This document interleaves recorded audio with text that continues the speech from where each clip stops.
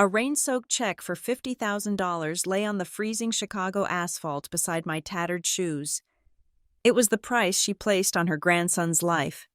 She threw me out of the Westbrook estate during the decade's worst blizzard to erase her son's bloodline, but she made a fatal error assuming I was a fragile widow. She did not know that a cornered mother does not just weep, but burns down empires to protect her child. My name is Karina Westbrook.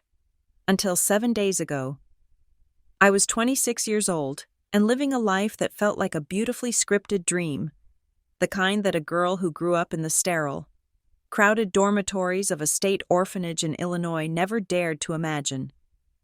I was a successful interior designer, known for bringing warmth into cold spaces. Perhaps because I had spent my entire childhood craving that very warmth. But my greatest masterpiece was not a penthouse in the Loop or a manor in the suburbs. It was the life I had built with Julian Westbrook. Julian was everything my past was not. He was the heir to Origen, a pharmaceutical empire worth billions. Yet he possessed a humility that baffled his social circle. When we met, I was just a scholarship student with paint on my overalls. And he was the golden boy of Chicago high society. The tabloids called me a gold digger. His mother called me a mistake, but Julian called me his anchor. He did not care about my lack of lineage, or the fact that my bank account had 3 digits, while his had 10. He loved my resilience. He loved the way I fought for everything I had. We had been married for 2 years. They were the happiest 2 years of my existence. We lived in a restored brownstone near Lincoln Park, a sanctuary filled with books, soft light, and the smell of the espresso Julian loved to brew. Lately, however, the air in our home has been thick with a different kind of tension. Julian had been working 18 hours a day on something he called Project Renewal. He would not tell me the details, only that it was revolutionary, something that could change the very fabric of human health.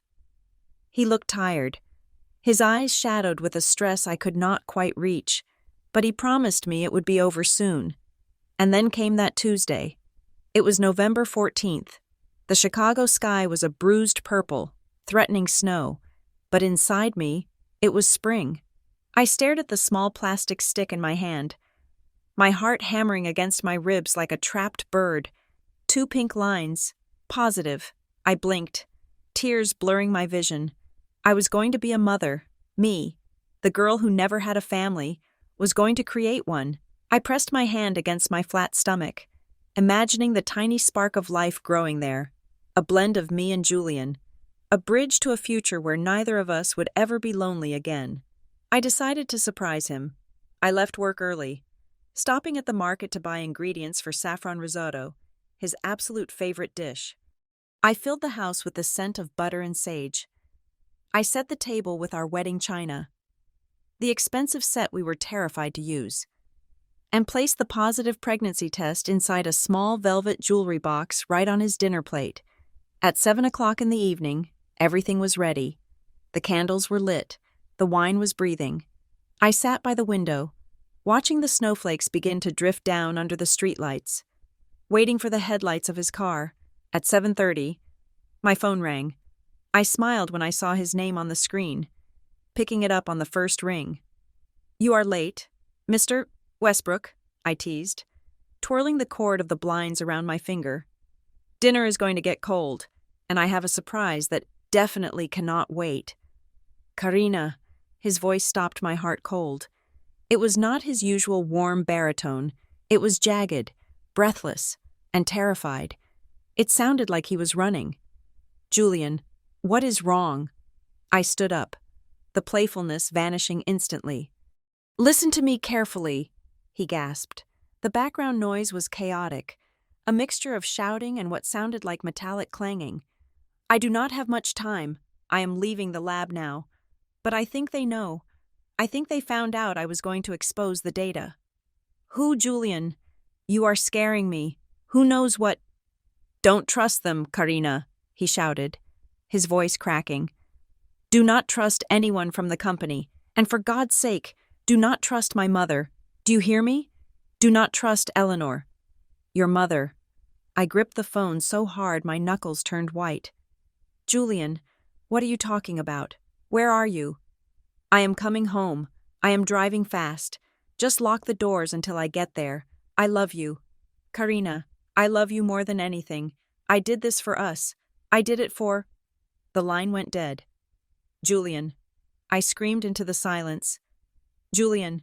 I tried to call back. Once, twice, 10 times. Each time, it went straight to voicemail.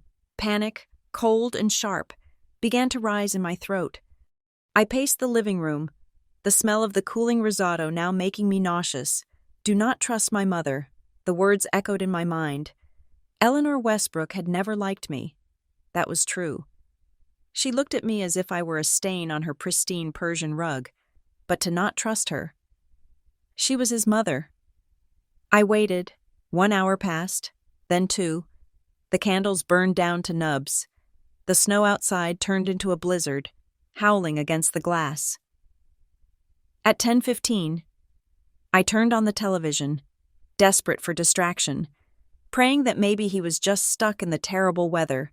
The screen flickered to life, and the breaking news banner was bright red, scrolling urgently across the bottom. The anchor's face was pale. We are receiving reports of a catastrophic event in the western suburbs, the reporter said, her voice trembling slightly. A massive explosion has occurred at a private research facility owned by Origen Pharmaceuticals.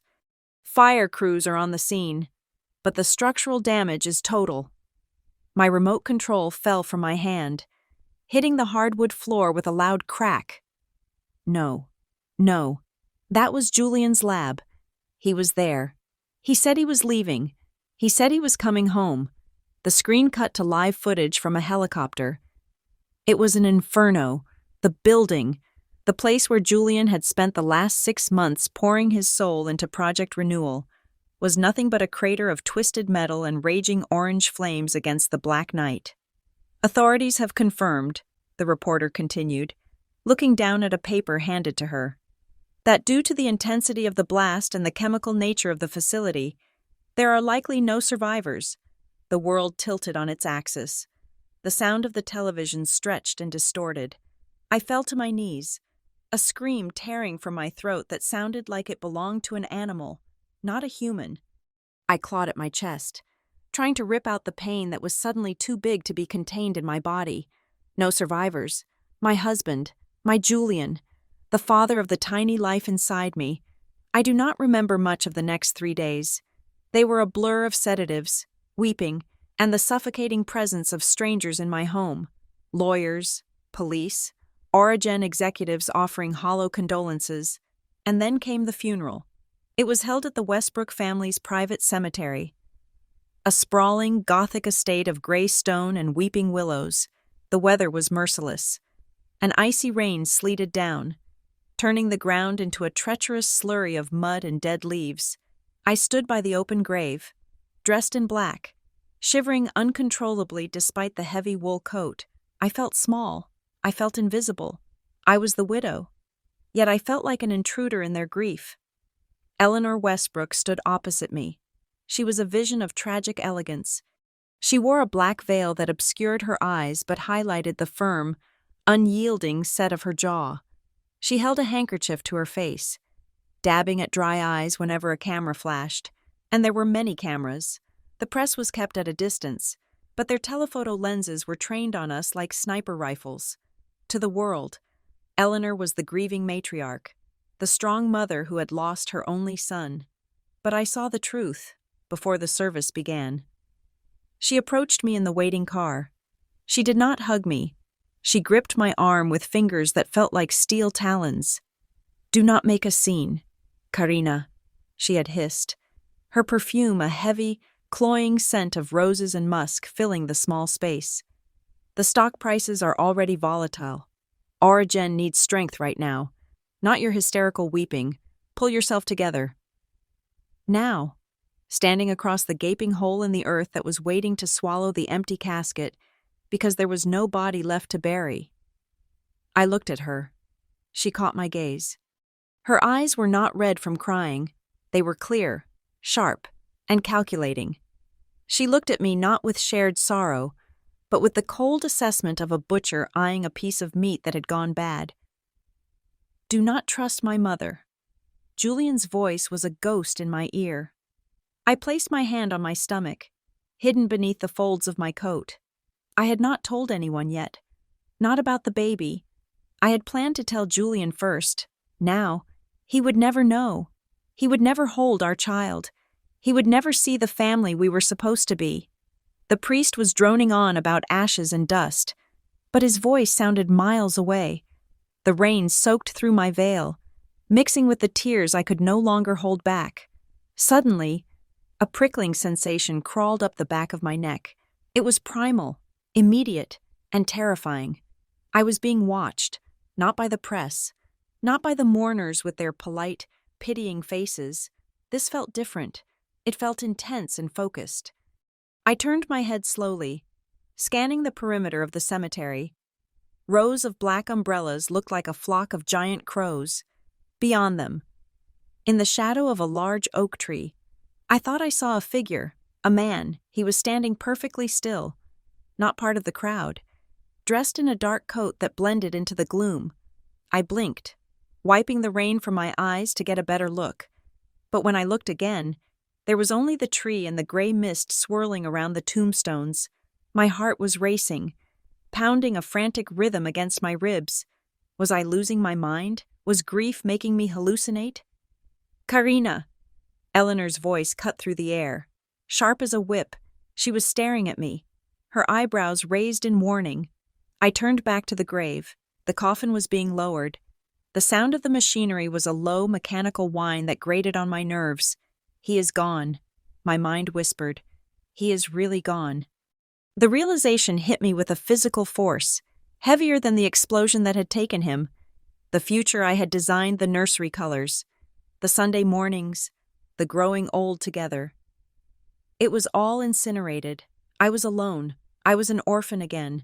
But this time, I was an orphan carrying a child into a world that had just proven how cruel it could be. The ground beneath my feet seemed to dissolve. The black umbrellas began to spin, merging into a dark vortex. The priest's voice warped into a meaningless hum. I tried to take a breath, but the air was too thick, too cold. My knees buckled. Julian, I whispered, my hand reaching out towards the wet earth. I did not feel the impact when I hit the mud. I only felt the cold seeping into my bones, and then, merciful darkness rose up to claim me, silencing the rain, the grief, and the terrifying coldness of Eleanor Westbrook's eyes. The silence in the Westbrook manor was not peaceful. It was predatory. 7 days had passed since the funeral. 7 days of gray skies and a cold that seemed to seep through the limestone walls of the house I was no longer sure I could call home. The staff moved like ghosts, averting their eyes when I passed. The air was thick with the scent of lilies that had begun to rot, their sweetness turning cloying and suffocating. I sat in the high-backed leather chair in the library, my hands folded tightly in my lap to hide their trembling. Across from me sat Arthur Sterling, the family attorney, a man whose face was as creased and dry as the legal documents he was shuffling. Eleanor stood by the fireplace, her back to us, watching the flames devour a log. She was dressed in immaculate black silk, her posture rigid, a queen surveying a kingdom she had just fully conquered. Sterling cleared his throat, a dry scratching sound. "Mrs. Westbrook," he began, addressing me, though his eyes darted nervously toward Eleanor's back. "We have completed a thorough search of Julian's personal and professional effects. We have checked with every firm in the city." I leaned forward, a desperate hope flaring in my chest. Julian was meticulous. He organized his socks by color. He had spreadsheets for our grocery budget. There was no universe in which he had not planned for the future. "And?" I asked, my voice sounding thin and brittle in the cavernous room. "There is no will," Sterling said. "Julian died intestate." The room spun. "That is impossible," I said, my voice rising. "Julian updated his life insurance and legal documents 6 months ago. I saw the folder. He told me everything was taken care of." "We found no such folder, Karina," Eleanor said, She turned around slowly, her face a mask of tragic patience. Grief makes us imagine things. My dear, Julian was young. He thought he was invincible. He simply never got around to it. He did, I insisted, standing up. I know he did. Sit down, Eleanor commanded. Her voice was not loud, but it carried the weight of a gavel striking a block. I sank back into the chair. Because there is no will, Sterling continued, sweating slightly now. The estate reverts to the default lines of succession and the prenuptial agreement signed by the Westbrook Trust. As the primary trustee and the sole surviving blood relative listed on the corporate charter, the entirety of Julian's assets, including this property, his shares in Aura Gen, and his personal accounts, transfer to his mother, Eleanor Westbrook. He slid a paper across the desk. It was an eviction notice. Effectively, I owned nothing. The clothes on my back, perhaps, but the house, the car, the money we had saved in the joint account that was apparently linked to the trust, it was all hers. Thank you, Arthur, Eleanor said. Leave us. Sterling gathered his briefcase with the haste of a man fleeing a crime scene. When the heavy oak doors clicked shut, the temperature in the room seemed to drop 10 degrees. Eleanor walked over to the desk. She did not look at me. She opened the top drawer and pulled out a small, crumpled object. She tossed it onto the polished mahogany surface. It skidded across the wood and stopped inches from my hand. It was the pregnancy test, the one I had hidden at the bottom of my vanity case, buried under layers of cotton balls. My breath hitched. You went through my things. I was cleaning my house, she replied, her voice smooth and cold as a glacier. And I found filth. She looked at me then, and the mask of the grieving mother fell away completely. What was left was pure, unadulterated malice. Her eyes swept over me, lingering with disgust on my stomach. You thought you could trap him, she said. You thought that if you bred with him, you would cement your place in this dynasty. A gutter rat trying to birth a prince? That is Julian's child, I said, my hands instinctively covering my belly. It is your grandchild. Eleanor laughed. It was a dry, sharp sound, devoid of any humor. Is it? You are a woman of loose morals and unknown origin, Karina? Who knows whose bastard you are carrying? Julian was too soft-hearted, too naive.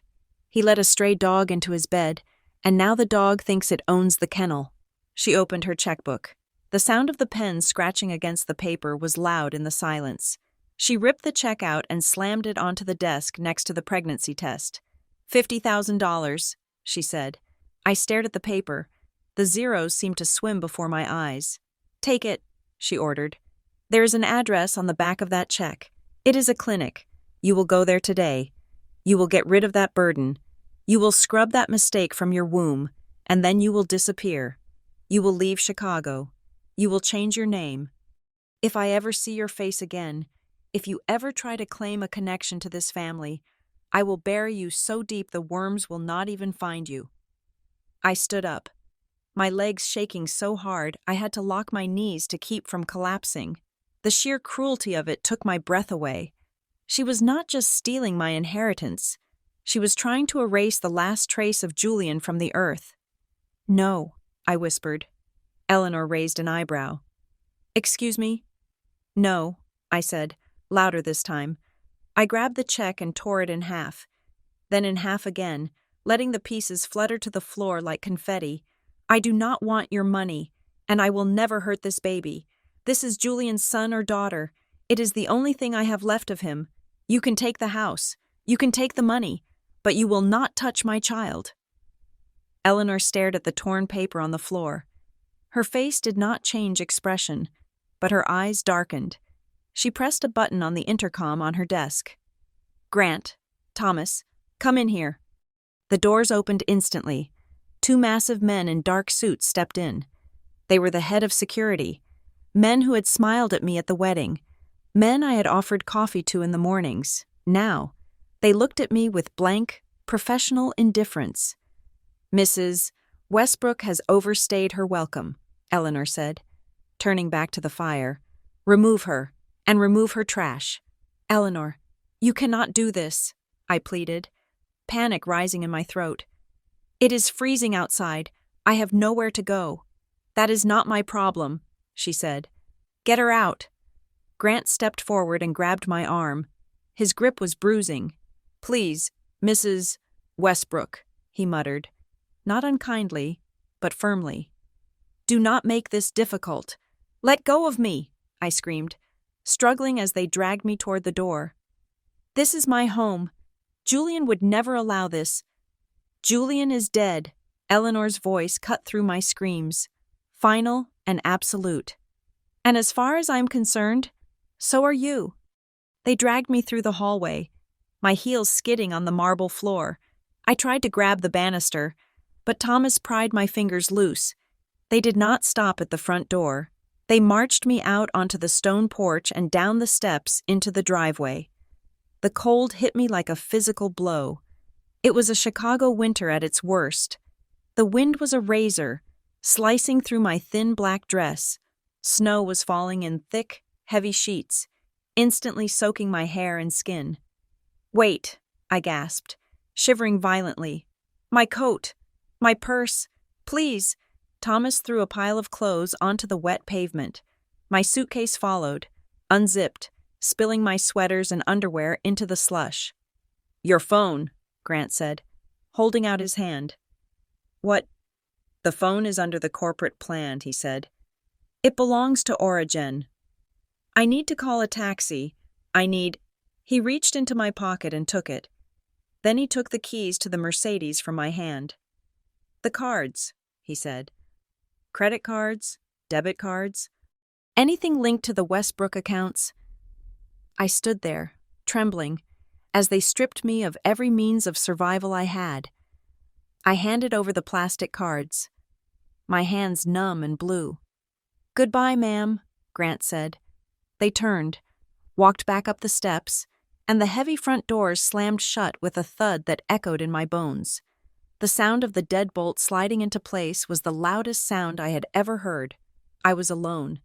I stood there for a long time, the snow accumulating on my shoulders. I was 26 years old. I was a widow. I was pregnant, and I had absolutely nothing. I gathered my wet clothes, shoving them haphazardly into the suitcase with frozen fingers. I put on my coat, but it was already soaked through. I started walking. The driveway was a quarter of a mile long. By the time I reached the iron gates, I could not feel my feet. I turned onto the main road.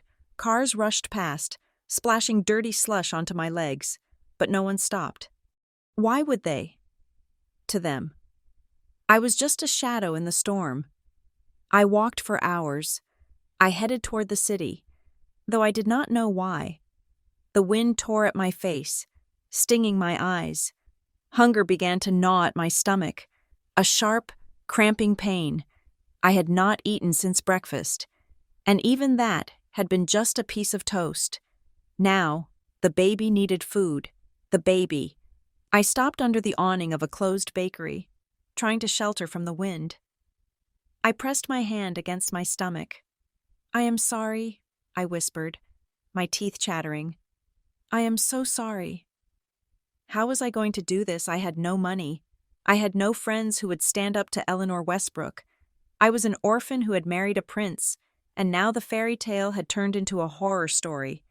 If I slept on the street tonight, I would freeze to death. If I starved, the baby would die. I reached into my coat pocket, looking for a tissue to wipe my running nose. My fingers brushed against a piece of paper. I pulled it out. It was the address Eleanor had given me. She must have slipped another copy into my coat while I was in the library, or perhaps Grant had put it there. 1402 Binder Street. I stared at the handwriting. It was sharp and angular. Get rid of it. The words played in my mind like a broken record. If I did it, if I went to that address and did what she wanted, I could demand the money. $50,000. It was enough to start over. Enough to rent a warm apartment, to buy food, to survive. But the cost was my child. I looked down at my belly.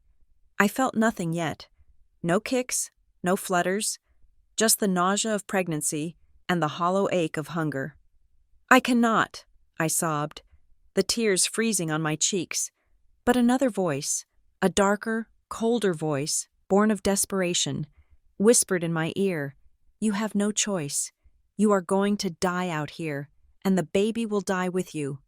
Is it not better to survive? Is it not better to live to fight another day?" My resistance was breaking, cracked by the cold and the terrifying reality of my poverty. I was just a girl from the orphanage again. I was nobody. I stepped out from under the awning. I did not know where Binder Street was, but I began to walk. I walked like a corpse that had forgotten to lie down, one foot in front of the other, left, right, breathe, shiver. I walked past restaurants where people sat in warm, golden light, eating steaks and drinking wine. I walked past toy stores filled with teddy bears I would never buy. The city of Chicago transformed around me. The skyscrapers gave way to shorter, grimier buildings. The lights became fewer. The snow here was not white. It was gray with soot and exhaust. I was heading toward the address, not because I wanted to, but because despair is a powerful current, and I was too weak to swim against it. I was going to the place Eleanor wanted me to go, driven by the primal, animal instinct to simply find a place where I was not freezing, even if that place was the site of my own soul's execution. Binder Street was not a place where people went to get better. It was a place where people went to hide their sins or to disappear completely. The neighborhood, a jagged scar on the city's south side, was a maze of crumbling brick tenements and storefronts with barred windows. The streetlights here flickered with a nervous, yellow hum, casting long, twitching shadows against the snow that was rapidly turning into gray slush under the tires of passing trucks. I stood in front of 1402 Binder Street. It was a nondescript building wedged between a pawn shop and a liquor store that smelled faintly of urine and old beer even from the sidewalk. The sign above the door simply read, "Medical Center" in peeling blue letters. There was no logo, no list of doctors, no promise of care. Just a buzzer and a reinforced steel door that looked like it belonged in a prison cell rather than a clinic. I was shivering so violently that my teeth clacked together. A rhythmic sound of despair, my coat, soaked through from the miles of walking, hung on me like a shroud of ice. I clutched the scrap of paper Eleanor had given me inside my pocket. It was damp now, dissolving just like my life. I pressed the buzzer. A static crackle answered, no voice. Just a harsh, electric buzz that signaled the lock had disengaged. I pushed the heavy door open and stepped inside. The waiting room was small, suffocatingly hot, and smelled of antiseptic fighting a losing battle against mold. The linoleum floor was scuffed and stained. A single fluorescent bulb hummed overhead, threatening to die at any moment. There was no receptionist, just a sliding glass window with a sign that said, "Wait to be called." I sat on a plastic chair that wobbled beneath me. I was the only one there. The silence was heavy, broken only by the sound of my own ragged breathing and the distant wail of a police siren. I looked at my hands. They were blue, the nails bitten down to the quick. Was I really doing this? Was I really going to trade my child's life for survival? Get rid of it! Eleanor's voice echoed in the empty room. Before I could change my mind, a door to my left opened. "Westbrook," a voice grunted. It was not a question. It was a summons. I stood up, my legs feeling like lead, and walked into the examination room. The man standing there was not what I expected. He did not look like a doctor. He looked like a brawler who had lost his last 3 fights. He was a large man, broad-shouldered and imposing, wearing a white coat that had seen better days over a flannel shirt and jeans. His face was a map of hard living, covered in a thick, salt and pepper beard that hid his jawline. But it was his eyes that stopped me. They were dark, intelligent, and terrifyingly sharp. They swept over me with the precision of a scalpel, dissecting my fear, my exhaustion, and my grief in a single glance. "Sit on the table," he said, his voice a low rumble. He did not introduce himself. I climbed onto the paper-covered examination table. It crinkled loudly, a harsh sound in the small room. I was told to come here," I stammered, my voice barely a whisper. I reached into my pocket and pulled out the damp piece of paper with the address. My mother-in-law, Eleanor Westbrook, she said. I could not finish the sentence. I held out the paper.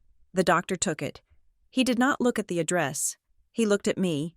He looked at the paper. Then, a strange expression crossed his face. It was not a pity. It was something darker. Anger recognition. He walked over to the door I had just entered through. I expected him to throw the paper in the trash and put on gloves. Instead, he turned the deadbolt lock with a loud metallic click. Then he slid a heavy steel latch into place. Panic flared in my chest, hot and sudden. "What are you doing?" I asked, sliding off the table, my back hitting the wall. "Why did you lock the door?" He turned to face me. He did not move toward me, but his presence filled the room. "Stay where you are, Mrs. Westbrook," he said. "I want to leave," I said, my voice rising. "I changed my mind. I do not want to do this. Open the door." I lunged for the handle, but he was faster. He did not grab me roughly, but he blocked my path with his sheer size. He held up a hand, his palm calloused and stained with ink. "If you walk out that door," he said, his voice dropping to a whisper that was more terrifying than a shout, "you will be dead before morning, and your baby will die with you." I froze. "What?" "You think she sent you here for an abortion?" he asked. His lips curled into a cynical sneer. "You think Eleanor Westbrook pays $50,000 just to get rid of an unwanted pregnancy? She could have done that at a high-end clinic in the Gold Coast." He walked over to a metal filing cabinet in the corner, unlocked it, and pulled out a manila folder. He threw it onto the counter next to the sink. "Read it," he commanded. I hesitated, my heart hammering against my ribs. I moved slowly toward the counter and opened the folder. It was a medical file. My name was at the top. Karina Westbrook. I scanned the document. It was dated today. The patient presents with severe abdominal pain. Ultrasound confirms ruptured ectopic pregnancy. Emergency laparotomy required. My eyes widened. Ectopic, no. That is not true. I took a test. I have not had an ultrasound yet. I feel fine. Exactly, Pa, the doctor said. He leaned against the wall, crossing his arms. An ectopic pregnancy is a medical emergency. If it ruptures, the patient bleeds out internally. It requires immediate surgery, and if the patient happens to die on the table due to unforeseen complications during that emergency surgery, well, it is a tragedy. But it is not murder. It is just a statistic. I dropped the file. The papers scattered on the floor. She wants to kill me," I whispered. The air left my lungs. "She wants to erase you," he corrected. "A messy divorce or a disinherited widow can still talk to the press. A dead woman with a tragic medical complication is a closed case. She sent you here to be butchered, Karina, and she paid me a hell of a lot of money to be the butcher." I backed away, looking around for a weapon, a scalpel, a tray, anything. "Who are you?" "My name is Marcus Thorne," he said. The name meant nothing to me at first. And then a vague memory surfaced from something Julian had mentioned years ago. A brilliant doctor, a scandal. "I used to be the chief of medicine at Origen," he said, seeing the confusion in my eyes. "I ran their clinical trials.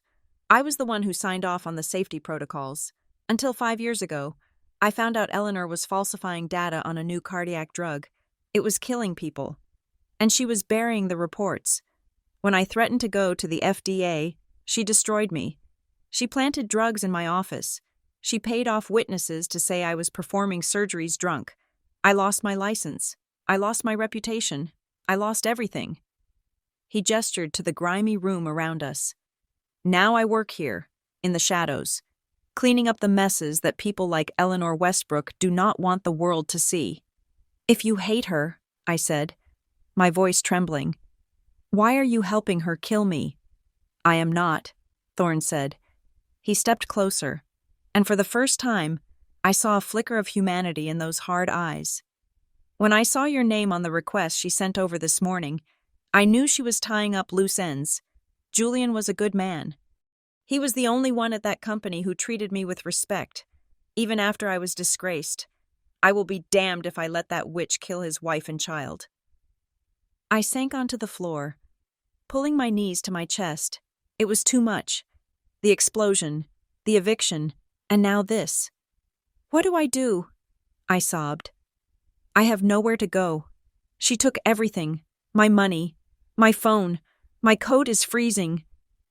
Thorne moved quickly then. He grabbed a heavy wool blanket from a cabinet and draped it over my shoulders. It smelled of mothballs, but it was warm. We have to move, he said with urgency, entering his tone. She has a tracker on you, or at least, she has someone watching the building. If you do not walk out of here in a body bag in 2 hours, she will know something went wrong. We cannot stay here. Where can we go? I have a place, he said. It is safe, but you have to trust me. Can you do that? I looked at him. This stranger with the rough beard ruined life. He was the only person in the world offering me a hand. Yes, I said. Thorne nodded. He grabbed a duffel bag from under the desk and started shoving medical supplies into it. Antibiotics, bandages, vitamins, a portable ultrasound machine. Let's go. Out the back. He unlocked a heavy metal door at the rear of the clinic. It opened into a narrow, garbage-strewn alleyway. The wind hit us instantly, a howling beast of snow and ice. Keep your head down, he ordered. We ran. We did not run like joggers. We ran like fugitives. We slipped on the ice, scrambling over piles of frozen trash bags. Thorne led me through a maze of back streets, avoiding the main roads where black SUVs might be prowling. After 20 minutes of trudging through the snow, my lungs burning with the cold air, Thorne stopped in front of a dilapidated auto repair shop. The windows were boarded up. The sign hung by a single rusted chain. Here, he said. He lifted a heavy metal grate in the pavement, revealing a set of concrete stairs leading down into the darkness. It is a basement, he explained as we descended. Underground, no cell service, but no way for them to scan for thermal signatures either. He flipped a switch at the bottom of the stairs. The space was surprisingly large. It was concrete and industrial, filled with humming servers, monitors, and stacks of medical equipment that looked far too advanced for a back alley clinic. It was a bunker, a hideout for a man who had been preparing for war.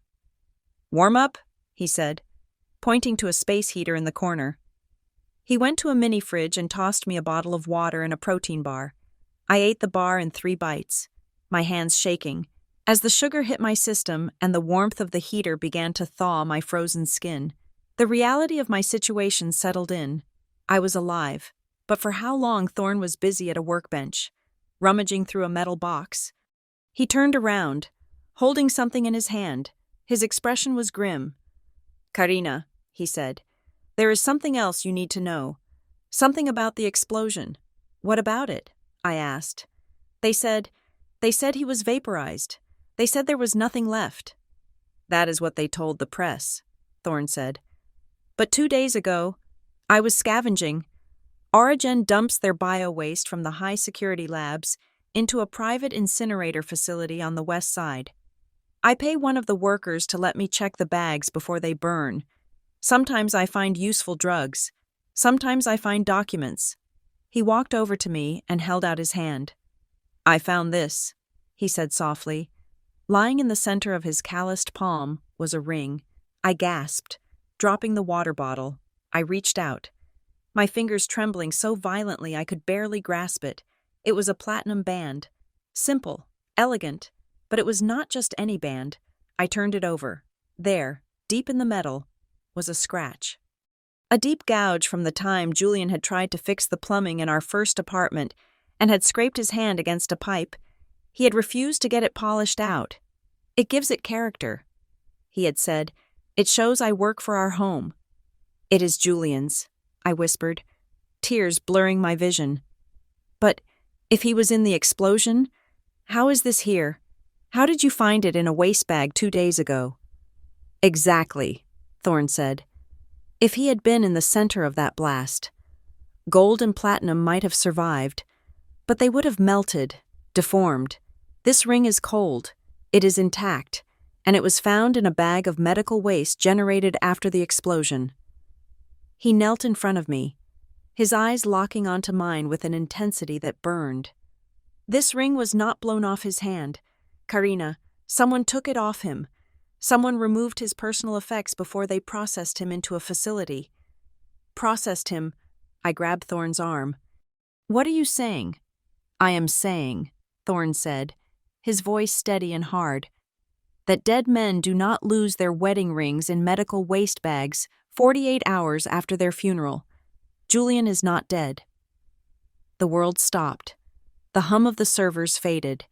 The cold of the basement vanished. All I could see was that ring. All I could feel was the sudden, violent surge of hope that was more painful than any grief. He is alive, I choked out. He is alive, Thorne confirmed. And if my guess is right, he is in a hell of a lot of trouble, and Eleanor Westbrook knows exactly where he is. I clutched the ring to my chest. Closing my eyes, I could feel Julian's warmth in the metal. He was alive. My husband was alive. The tears that fell now were not tears of despair. They were hot, angry tears. They were the fuel for the fire that was igniting in my belly. Eleanor had taken my home. She had tried to kill my child. She had lied to me about the death of the love of my life. I opened my eyes and looked at Marcus Thorne. I was no longer the trembling girl in the snow. Help me find him, I said. Thorne nodded.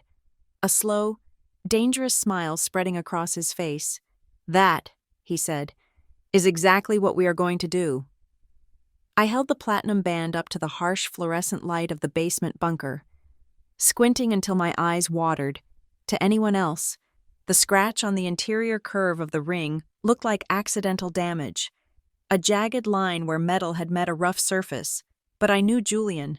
I knew the way his mind worked, in layers and patterns, much like the architectural blueprints I used to pore over. He was not a careless man. He did not scrape his wedding ring by accident and then refuse to fix it. Do you have a loop? I asked, my voice steady despite the adrenaline coursing through my veins. Or a microscope, anything with high magnification. Thorne pointed to a workbench cluttered with scavenged electronics. There is a digital microscope connected to that monitor. I use it for analyzing tissue samples. I moved quickly, placing the ring on the slide. My hands were trembling, but I forced them to be still. I adjusted the focus knob. The image on the screen blurred, then sharpened. The jagged scratch resolved into a series of deliberate, microscopic etchings. They were not random. They were precise, angular cuts. That is not damage, Thorne murmured, leaning over my shoulder. That is binary code. No, I corrected him, tracing the pattern on the screen. It is not binary. It is coordinated. Look at the spacing. It is a design language we used for a project in his study. He taught me how to read it. I grabbed a notepad and a pen. I translated the etchings, my heart pounding a frantic rhythm against my ribs. 41 degrees north, 87 degrees west. A specific sequence of decimals followed. Union Station, I whispered. The old locker banks in the lower concourse. Thorne pulled up a map on his computer, typing in the numbers. The red pin dropped exactly where I said it would. Why there? Thorne asked. That area has been slated for renovation for 2 years. It is a ghost town. Because Julian knew no one goes there, I said. He must have put this here weeks ago. Maybe months. Thorne turned to me, his expression grim. Listen to me. Karina, if Julian went to this length to hide information, then my theory is correct. The explosion was not an accident. It was an extraction. Extraction. Project Renewal, Thorne said. The name sent a chill down my spine. You knew the name, but did you know what it was? He said it was a medicine, I replied. Something to help cells regenerate. It is not just medicine, Thorne said, pacing the small room. It is gene editing on a massive scale. We are talking about the ability to rewrite human DNA to eliminate hereditary diseases, to slow aging, to enhance physical traits. In the right hands, it is a miracle. In Eleanor Westbrook's hands, it is a weapon. It is worth billions, maybe trillions of dollars. But the formula exists only in one place. He tapped his temple. In Julian's head, he never wrote down the final sequence on the company servers. He kept it air-gapped. If Eleanor wanted that formula, she could not kill him. She had to capture him. The explosion was a cover to make the world stop looking for him while she breaks him down to get the code. A wave of nausea hit me, but I swallowed it down. My husband was being tortured for a mathematical sequence. "We have to go to the station," I said, standing up. "Whatever is in that locker, it is the key." "You cannot go out there," Thorne said, stepping in front of me. "Karina Westbrook is a dead woman walking. Her face is on the obituary pages. If a security camera spots you, Eleanor's hit squad will be on us in 10 minutes. I looked at my reflection in the dark monitor of the computer. Long, honey blonde hair, soft features, the face of a grieving widow, the face of a victim. "Then Karina Westbrook needs to die," I said. I walked over to the sink where Thorne kept his surgical supplies. I grabbed a pair of trauma shears. Thorne watched me, silent, as I gathered my long hair into a ponytail. I did not hesitate. I squeezed the handles. The sound of the blades slicing through the thick strands was like fabric tearing. A heavy lock of blonde hair fell into the dirty sink. I kept cutting. I hacked away the vanity, the softness, the image of the girl who had been loved and sheltered. When I was done, my hair was a jagged, chin-length bob. "Do you have dye?" I asked. Thorne rummaged in a box of disguise kits he kept for his own survival. He tossed me a bottle of cheap, black hair dye. 30 minutes later, the woman in the mirror was a stranger.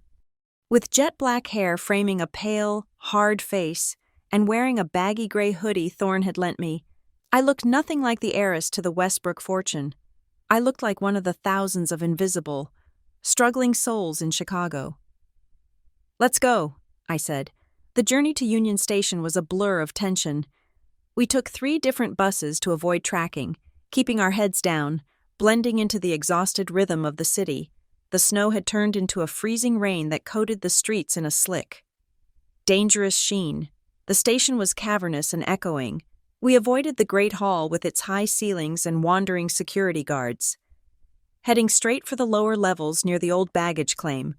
The air down here smelled of diesel fumes and damp concrete. The locker banks were located in a dim corridor that was blocked off by yellow caution tape. Construction dust coated the floor. "Keep a lookout," I whispered to Thorne. I ducked under the tape. I scanned the numbers on the rusted metal doors. 312, 314, 316. I stopped. The metal was cold under my fingers. The lock was an old-fashioned combination dial, not a digital keypad. Julian loved analog. "It cannot be hacked," he used to say. I closed my eyes, thinking, the combination. It had to be something significant. Not a birthday, not an anniversary. That was too easy for Eleanor to guess. I remembered the coordinates on the ring, the last 3 digits of the latitude. 4, 1, 8. I spun the dial. 4, 1, 8. The lock clicked. The sound was loud in the empty corridor. I pulled the handle. The door groaned on rusted hinges. Inside, the locker was empty except for a small, taped envelope taped to the underside of the top shelf. I grabbed it, my hands shaking so hard I almost dropped it. I shoved it into my pocket and ducked back under the tape. "Got it," I signaled to Thorne. We did not speak until we were back in the safety of the bunker. The heavy steel door locked behind us. I sat at the workbench and placed the envelope under the light. It was addressed in Julian's handwriting, but the name on the front made my breath catch in my throat. To my unborn child. I let out a sob, a raw, wounded sound. He knew, or he had hoped. "Open it," Thorne said gently. I tore the seal. Inside was a silver USB drive and a single sheet of paper. Folded into a tight square, I unfolded the letter. The handwriting was hurried, jagged, as if he had written it on a moving surface or in a moment of extreme panic. If you are reading this, then I am gone. And if this letter has found its way to Karina, it means she is fighting. I pray to God she is not fighting alone. Karina, my love, I am sorry. I am so sorry I dragged you into this darkness. I thought I could shield you. I thought I could fix the company from the inside before the rot spread to our home. I was wrong. Project Renewal is not just a scientific breakthrough, it is a violation of nature. Eleanor does not want to cure diseases. She wants to sell immortality to the highest bidder. She has been running illegal human trials in offshore facilities for 2 years, but that is not the worst of it. I paused, wiping my eyes. The ink on the page seemed to vibrate with Julian's fear. You need to know who you are fighting. Eleanor is not my mother. I stopped reading. I looked up at Thorne. What? Keep reading, Thorne urged. I found the adoption papers and the death certificates in the old archives 3 weeks ago.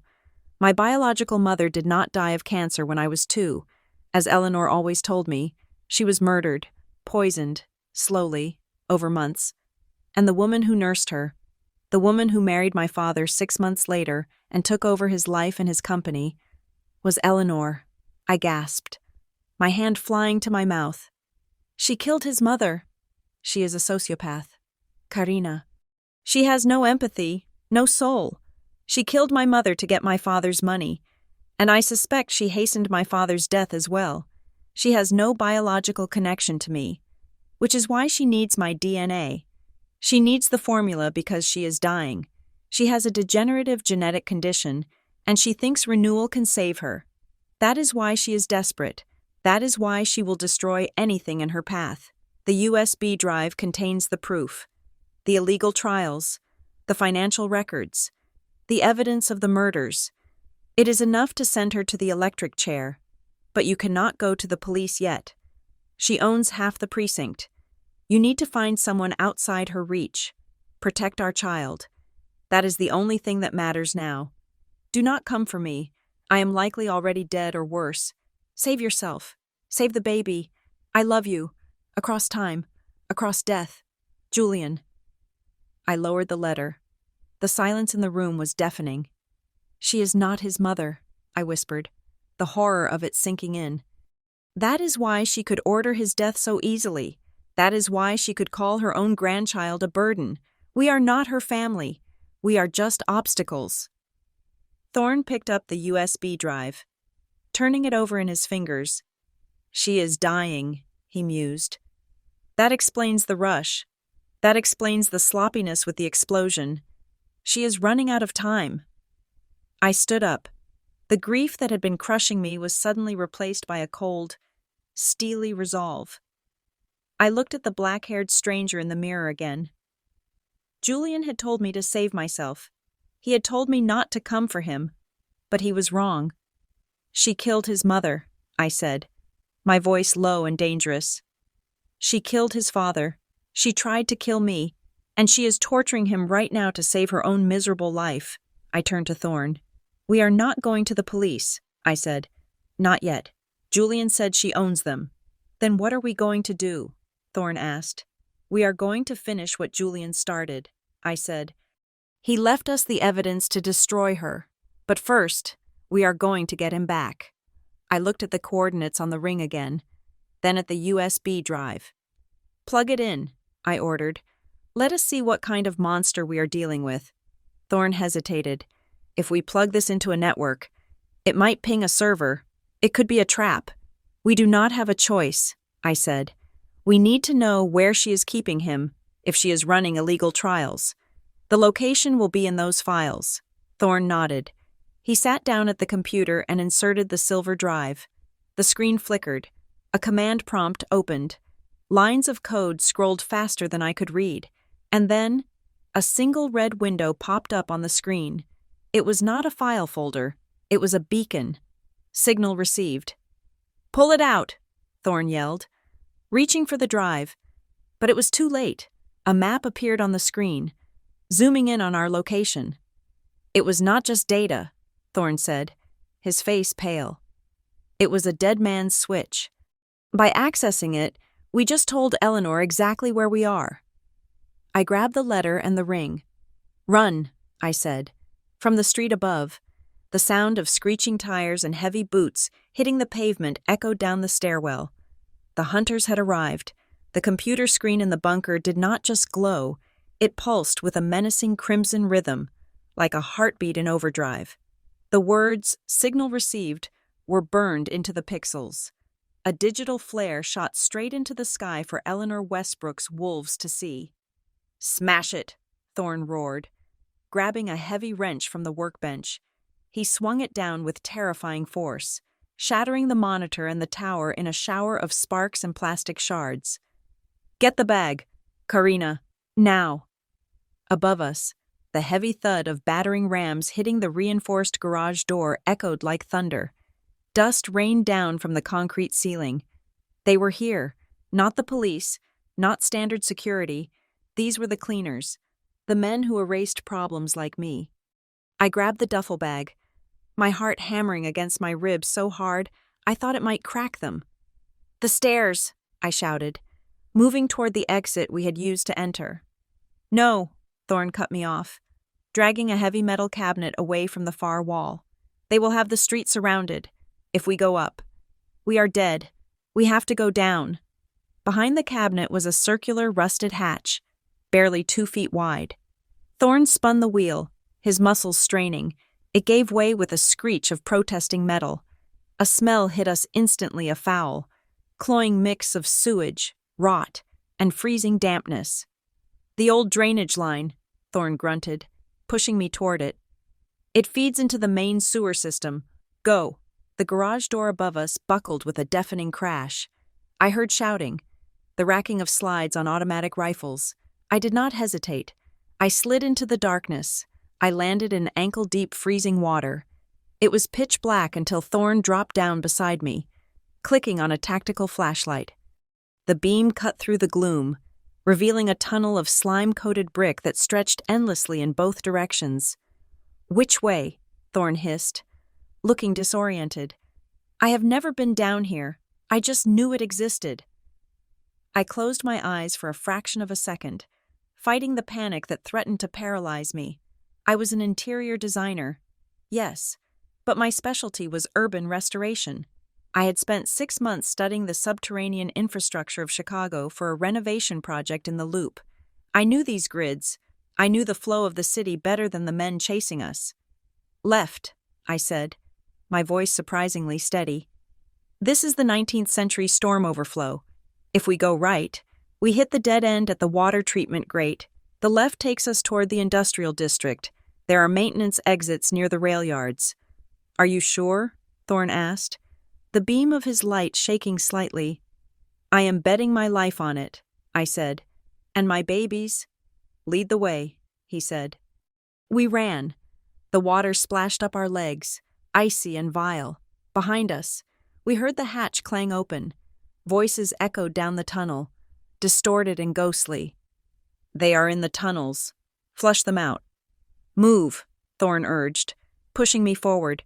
We scrambled through the muck. My lungs burned. The weight of the pregnancy, though physically small, felt heavy in my mind. Every slip on the slime-covered bricks sent a jolt of terror through me. Protect the child. "Wait," I stopped abruptly, holding up a hand. "What is it?" Thorne whispered, reaching for the pistol he had tucked in his waistband. "Listen," I said. Ahead of us, the water was moving faster. A low roar. "A junction," I realized. "The main line. The current will be too strong to walk against." "We cannot go back," Thorne said. I looked at the curved walls. There was a ladder, rusted and precarious, leading up to a service platform about 10 feet above the water line. "Up there," I pointed. "We have to shimmy across the pipes to the other side. There is a dry bypass tunnel." Thorne looked at me with a new expression. Respect. "You are not just a pretty face. Are you Mrs. Westbrook?" "I told you," I said, grabbing the first rung. "I know how to build things, and I know how to escape them." We climbed. The metal was freezing, biting into my palms. Below us, the flashlight beams of our pursuers danced on the water. Getting closer, Bullets began to chip at the brickwork around us, whining like angry hornets. Go, go, go, Thorne shouted, firing 2 shots blindly back into the dark to keep their heads down. We threw ourselves into the dry bypass tunnel just as the tunnel erupted with automatic fire. We scrambled on hands and knees through the narrow space, the stones scraping my skin raw. After what felt like an eternity, the tunnel widened. We saw a grate ahead, filtering in the gray, dim light of the city night. Thorne kicked the grate. It flew open. We tumbled out onto a snow-covered embankment under a highway overpass. The noise of the traffic above was deafening, but to me, it sounded like a choir of angels. We were out, but we were not safe. A black van screeched to a halt on the service road 10 yards away. The side door slid open. Thorne raised his gun, stepping in front of me. "Get in," a female voice shouted from the van. "Unless you want to wait for the death squad to catch up." I looked at the driver. It was a young woman with neon blue hair shaved on one side, piercing rings in her lip and eyebrow, and eyes that held a frantic intensity. "Zoe," I gasped. It was Julian's friend, the one he had helped years ago when she was facing federal hacking charges. He had paid for her lawyer. He had given her a second chance. "Get your asses in the van, Karina," she screamed. We dove inside. The tires smoked as she slammed on the gas, peeling away just as 3 black SUVs rounded the corner behind us. Zoe drove like a maniac, weaving through traffic, running red lights, taking corners so sharp I had to brace myself against the wall of the van. The back was filled with computer towers, tangled cables, and empty energy drink cans. It was a mobile command center. "You triggered the dead man's switch," Zoe said, watching the rearview mirror. "Bold move. Stupid, but bold." "We needed the data," Thorne said, holstering his weapon. "Who are you working with?" "The Watchers," Zoe said. "We are not a club. We are just people who hate people like Eleanor Westbrook. Julian was good to us. When the signal went live, we traced it. We knew you would be burned in seconds, so we came to extract you." She drove us to an abandoned textile factory on the outskirts of the city. The windows were painted black. Inside, it was a fortress of technology. Dozens of screens illuminated the dark space, tended by a handful of people in hoodies who barely looked up as we entered. "A sit," Zoe commanded, pointing to a leather couch that had seen better days. She snatched the USB drive from Thorne's hand. "Let's see what cost you almost getting shot in a sewer." She plugged the drive into a massive mainframe. Her fingers flew across a mechanical keyboard, the clicking sound rapid and aggressive. "Encryption is military grade," she muttered. "But Julian always left a back door for me. He knew I was the only one who could get in." Minutes passed. The tension in the room was thick enough to choke on. I sat shivering in my damp clothes, Thorne pacing behind me. "Got it," Zoe whispered. The main screen on the wall flickered to life. It was a map, a detailed, topographical map of an island. "Lake Michigan," Zoe said, pointing to the coordinates. "North Manitou Island, but not the public side. This is a private sector, purchased through 6 shell companies 3 years ago. The sanctuary." I read the label on the map. "It is listed as a private wellness retreat for the ultra-wealthy," Zoe said, scoffing. "Wellness, right." She typed another command. "Accessing internal security feeds. If Julian is there, and if he is still—" She trailed off, not wanting to say the word alive. My breath caught in my throat. Static filled the screen, then resolved into a grainy black and white image. I slapped my hand over my mouth to stifle a scream. It was a hospital room, or a prison cell designed to look like one. In the center, on a sterile white bed, lay a man, Julian. He was pale, his skin almost translucent. He had lost weight. His cheekbones were sharp enough to cut. Wires were attached to his temples, his chest, his arms. A ventilator tube was taped to his mouth, forcing air into his lungs. "Oh my God," I sobbed, reaching out to touch the cold screen. "Julian." "He is alive," Thorne said, his voice thick with emotion. He leaned in, analyzing the monitors visible in the video feed. Look at the readouts. His brain activity is off the charts. They are not just keeping him alive. They are stimulating his neural pathways. They are forcing his brain to run simulations while he is comatose. They are mining him, Zoe said, her voice trembling with rage. They are using his brain as a processor to crack the formula. Zoom in, I ordered, wiping the tears from my face. On his arm. Zoe adjusted the image. There were bruises, needle marks, dozens of them. They were harvesting his blood. Eleanor, I whispered the name like a curse. She is draining him to synthesize the serum for herself. I turned away from the screen. The image of my husband, the man who used to dance with me in our kitchen, lying there like a lab rat, broke something inside me. But it was not a break that left me weak. It was the breaking of a dam. The fear I had felt in the alley, the despair I had felt on the street, it all evaporated. In its place was a cold, hard diamond of hatred. I am going to kill her, I said. The room went silent. Zoe stopped typing. Thorne stopped pacing. I am not just going to save him, I said, my voice steady, devoid of the tremors that had plagued me for days. I am going to burn that island to the ground. I am going to make Eleanor Westbrook pay for every drop of blood she took from him, for every tear she made me cry. We cannot just storm the place, Zoe said, bringing up the perimeter schematics. Look at this. Thermal sensors, motion detectors, armed guards with military-grade hardware. It is a fortress. If we fly in, they will shoot us down. If we take a boat, they will blow us out of the water. We do not need to break in, I said, staring at the map. We need to be invited. Thorne looked at me. What are you thinking? The sanctuary is a wellness retreat for the ultra-wealthy, right? I asked. It caters to billionaires who want to live forever. People who are desperate. People who have more money than sense. I walked over to a mirror in the corner of the room. I looked at my short, dyed black hair. I looked at the sharp angles of my face, hardened by grief and starvation. I did not look like Karina Westbrook anymore. I am not Karina Westbrook, I said. Karina Westbrook is a dead widow. I paused, my mind racing through the personas I had studied in design school, the clients I had dealt with who dripped with arrogance and old money. I am Baroness Elena von Croft, I said, adopting a crisp, imperious European accent.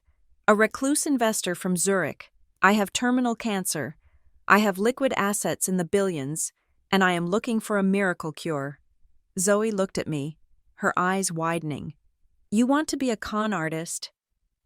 Eleanor is greedy, I said, dropping the accent but keeping the intensity. And she is desperate for funding to keep her illegal trials running. If I dangle a check for $50 million in front of her, she will not check my background too closely. She will roll out the red carpet. It is suicide, Thorne said. If she recognizes you, she will not, I said.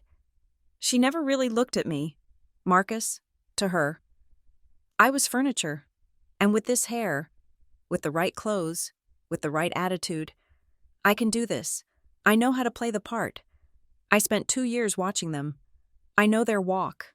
I know what they talk about. I can forge the documents, Zoe said, catching on, a grin spreading across her face. Bank accounts in the Caymans, medical records showing stage 4 lymphoma. I can backstop the identity so deep even the NSA would think you are real. I can act as your personal physician, Thorne said, nodding slowly. I have grown this beard out. If I clean up, put on a suit, dye my hair gray, I can pass as a Swiss specialist. And the baby? Zoe asked, looking at my stomach. I will wear a corset, loose clothes, I said. I am barely showing. We use the bloating from chemotherapy as an excuse.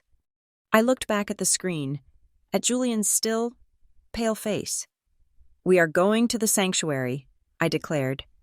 We are going to walk right through the front door, and we are going to bring him home. The watchers are in, Zoe said, cracking her knuckles. We will be your eyes and ears. We will hack their internal comms. We will kill the alarms when you give the signal. Get me a wardrobe, I told Zoe. Silk, cashmere, diamonds, if I am going to sell this lie. I need to look like I own the world. Consider it done, Zoe said. I touched the screen one last time. Hold on. Julian. I thought, I am coming, and I am bringing hell with me. The helicopter blades sliced through the icy air above Lake Michigan, the rhythmic thumping mirroring the frantic beat of my own heart. Below us, the sanctuary rose from the dark water like a fortress of glass and steel, illuminated by soft, golden floodlights that made it look welcoming rather than terrifying. To the world, it was a wellness retreat for billionaires. To me, it was a prison. I adjusted the silk sash of my emerald gown, my hand brushing against the swollen curve of my stomach. It was a lie. Underneath the couture fabric was a high-grade silicone prosthetic, significantly larger than my actual 5-month pregnancy. It served two purposes. First, it changed my silhouette completely, throwing off anyone who might remember the slender Karina Westbrook. Second, the hollow space inside the silicone shell housed a compact sensory array and a high-frequency jamming device that Zoe had engineered. I was literally smuggling the means of my husband's rescue inside the fake sanctuary of my unborn child. 30 seconds to landing, Baroness, the pilot's voice crackled over the headset. I took a deep breath, inhaling the scent of expensive leather and fear. I was no longer Karina, the orphan who scraped by. I was Baroness Elena von Croft, a dying European aristocrat with more money than God and a desperation to match. The landing pad was swarming with security. Men in earpieces and tailored suits watched us disembark. I stepped out, leaning heavily on a silver-handled cane I did not need, letting the wind whip my short, jet-black hair around my face. I wore oversized sunglasses despite the darkness, a hallmark of the eccentric rich. "Welcome to the sanctuary, Baroness," a concierge said, bowing low. "Ms. Westbrook is expecting you in the grand atrium." I nodded imperiously, not deigning to speak to the help. I walked with a deliberate, slow gait, clutching my false stomach as if it were precious cargo. The interior of the facility was breathtaking. It smelled of ozone and orchids. The walls were lined with legitimate Vermeers and Rembrandts, stolen or bought on the black market. The guests mingling in the atrium were the wolves of the world arms dealers, corrupt politicians, tech moguls who had sold their souls for stock options. They held crystal flutes of champagne, their laughter sharp and brittle. "Target is at 12 o'clock, Zoe's voice whispered in my microscopic earpiece. "Thorne and I are cycling the camera loops now. You have 10 minutes before the system resets." I looked up. Eleanor Westbrook stood at the top of a sweeping marble staircase. She looked radiant, too radiant. Her skin glowed with a youthful vitality that she had not possessed at the funeral weeks ago. She was feeding on something, or someone. I ascended the stairs, the tap of my cane echoing on the stone. When I reached the top, I lowered my sunglasses, looking her dead in the eye with a gaze I had practiced in the mirror for 3 days cold, entitled, and bored. "Mrs. Westbrook," I said, my voice heavily accented with a Germanic lilt. "Your reputation precedes you." Eleanor smiled, but her eyes were scanners, reading every inch of my face. I held my breath. I had altered my nose with prosthetics, changed my eye color with lenses, and the black bob gave me a severe look, but fear still pricked at my skin. "Baroness," Eleanor said, extending a hand. Her grip was firm, cold. "I was told you were further along in your illness. You look remarkably well." "Makeup and morphine, my dear," I replied dryly. "Underneath this dress, my cells are eating themselves. My doctors in Zurich give me 6 months. I am told you can give me 60 years.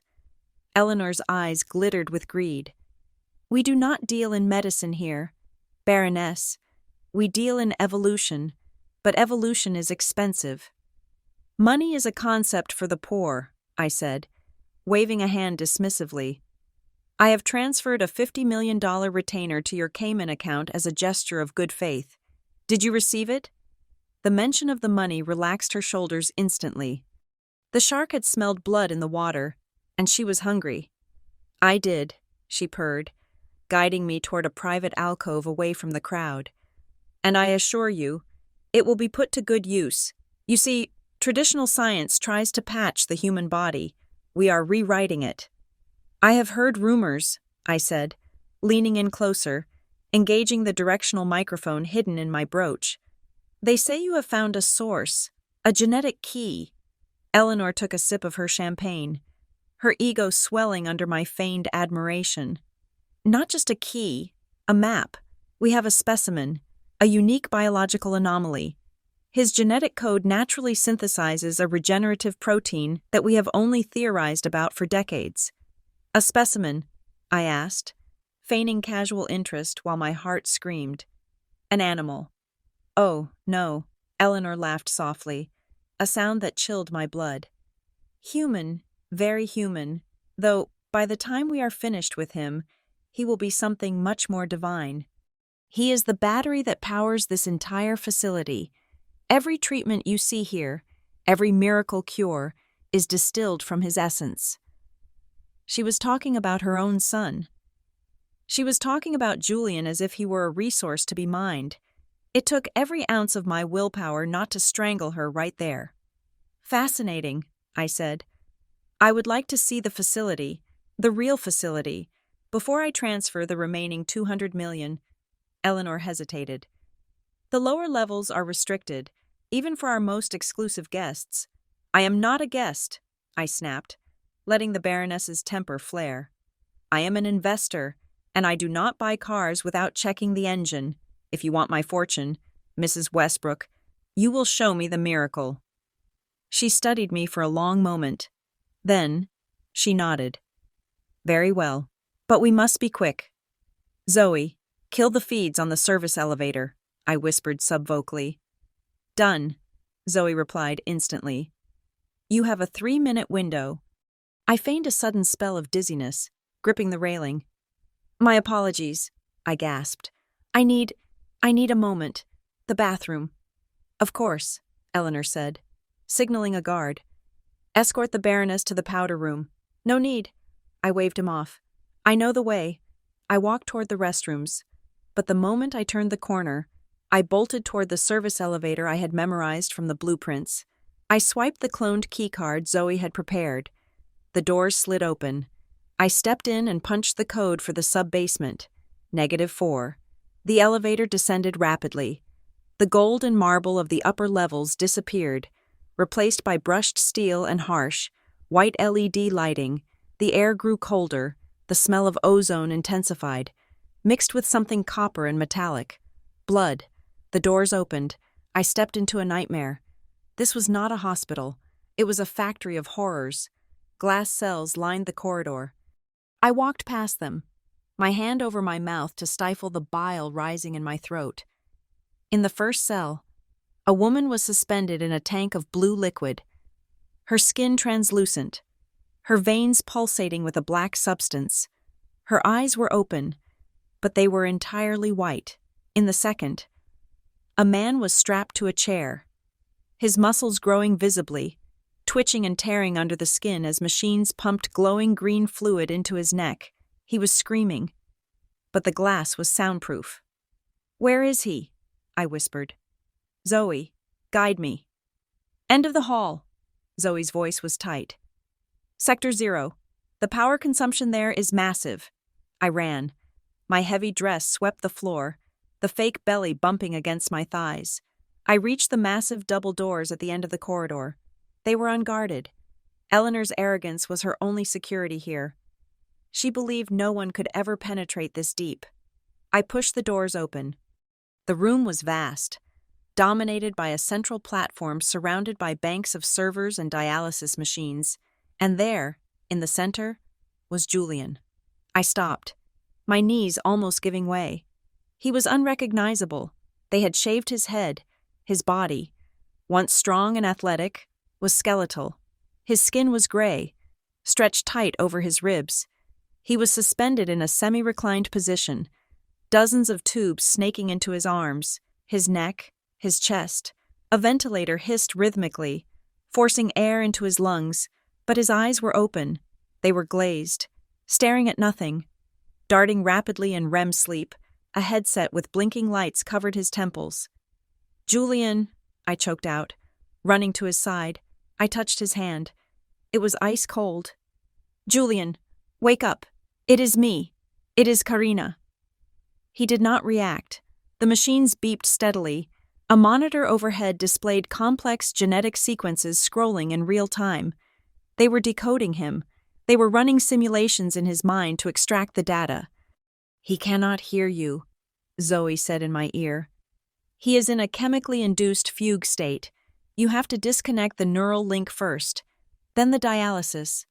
I reached for the headset. My hands were shaking. "I am going to get you out of here. My love. I promise." I found the release latch on the headset. I was about to click it open when the rhythmic hum of the ventilation system suddenly stopped. Silence fell over the room. Then, the floodlights overhead blazed to full intensity. Blinding me, I spun around, shielding my eyes. The double doors I had entered swung open. Eleanor Westbrook stood there. She was not alone. 6 armed guards flanked her, their rifles raised and pointed directly at my chest. She was not smiling anymore. She looked bored. She began to clap, a slow, mocking applause that echoed off the steel walls. "Bravo," she said. "Truly, a magnificent performance." The accent was a nice touch, and the hair very chic. I froze, my hand still resting on Julian's arm. "I do not know what you mean. I am Baroness von Croft. I demand—" "Oh, stop it," Eleanor snapped, her voice cutting like a whip. "Do not insult my intelligence, my dear. Did you really think I would not recognize the woman who ruined my son? Did you think a bit of plastic surgery and a fake backstory could fool a mother?" She took a step forward, her heels clicking on the metal floor. "I knew it was you the moment you walked into the atrium," she said. "I let you come down here. I wanted to see how far you would go.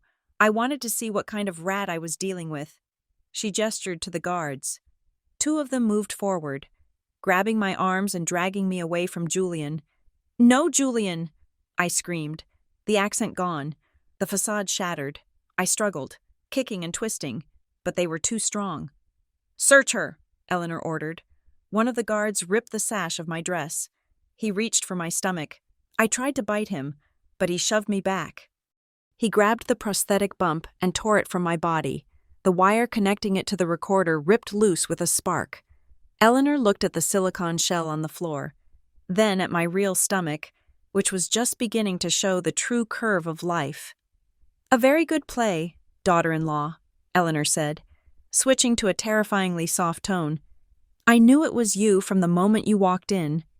She walked over to Julian, running a possessive hand over his shaved head. "You wanted to see the miracle?" she asked, looking back at me with eyes that were black voids. "Now you are part of it. You and that bastard child inside you. You are going to join your husband. We were just running out of genetic material. How fortunate of you to bring us a fresh supply." She turned to the guards. "Strap her into the adjacent chair," she commanded. "Let us see if the baby shares the father's talent for regeneration." I screamed as they dragged me toward the empty metal chair next to Julian's, the straps waiting like hungry mouths. I looked at Julian, praying for him to wake up, praying for a miracle, but his eyes remained fixed on the void. And for the first time since this nightmare began, I knew I had walked straight into a grave. The leather straps bit into my wrists and ankles, cold and unyielding, binding me to the metal chair.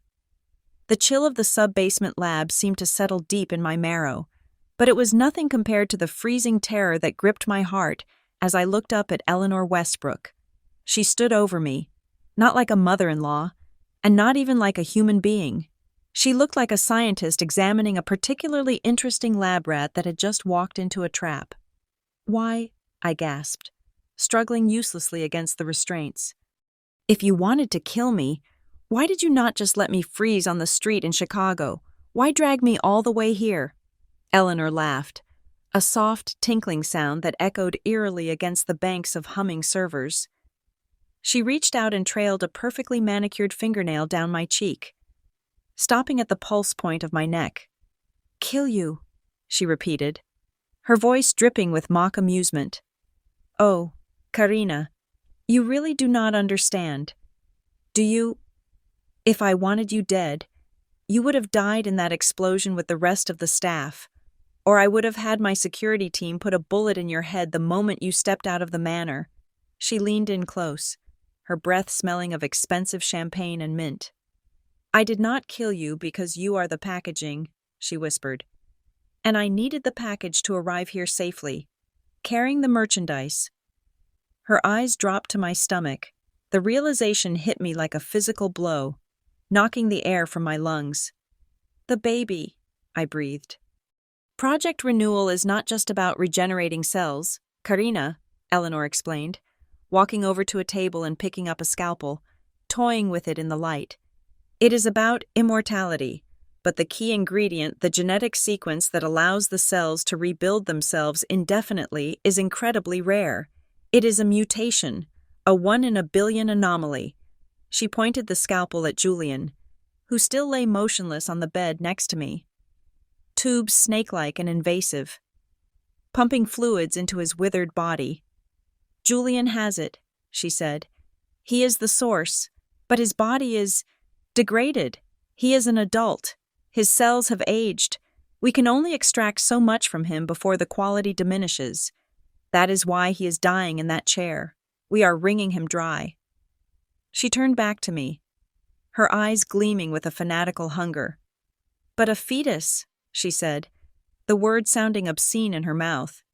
"A developing fetus created from his sperm that is pure, undiluted potential. The baby inside you is not just a child, Karina.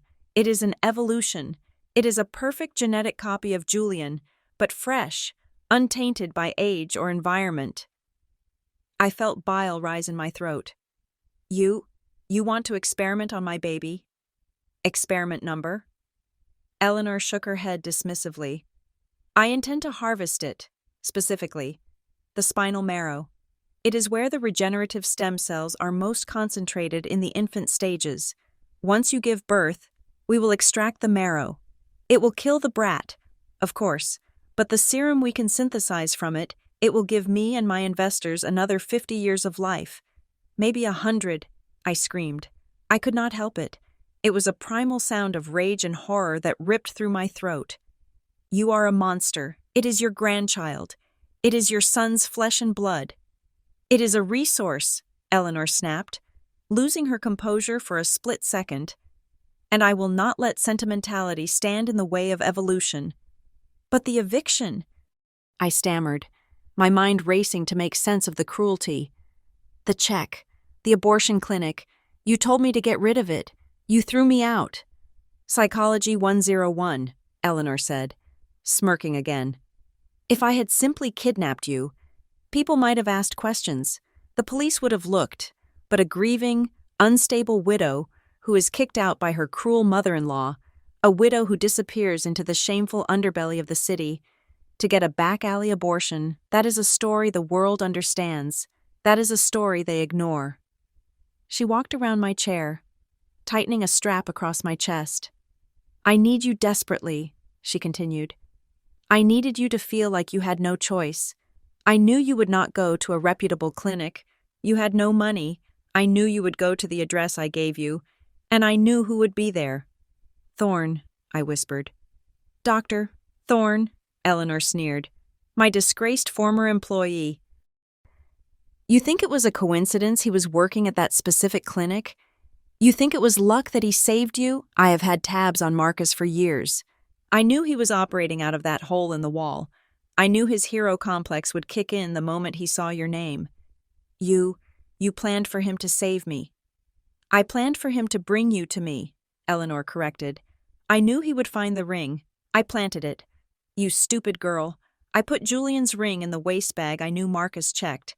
I scratched the coordinates into it myself. I left the breadcrumbs because I needed you to come here willingly. Kidnapping is messy, but a desperate rescue mission that brought you right to my doorstep, delivering the baby straight to my lab without me having to lift a finger." She laughed again, a sound of pure triumph. "I played you all? Like a fiddle?" At that moment, the double doors swung open again. 2 guards dragged in a figure, throwing him onto the floor at Eleanor's feet. It was Marcus Thorne. He was beaten badly. His left eye was swollen shut, blood streaming from a gash on his forehead. His hands were zip-tied behind his back. He groaned, trying to push himself up, but one of the guards kicked him in the ribs. "Marcus," Eleanor cooed, looking down at him with mock pity. "So good of you to join us. I was just explaining to Karina how helpful you have been. You were the perfect delivery boy." Thorne spat a mouthful of blood onto her pristine white shoe. "Go to hell, Eleanor," he rasped.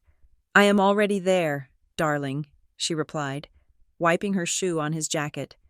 "And I run the place." She turned to the guards. "Prep the girl for induction. I want to accelerate the labor. The sooner we get that baby out, the sooner I can have my treatment."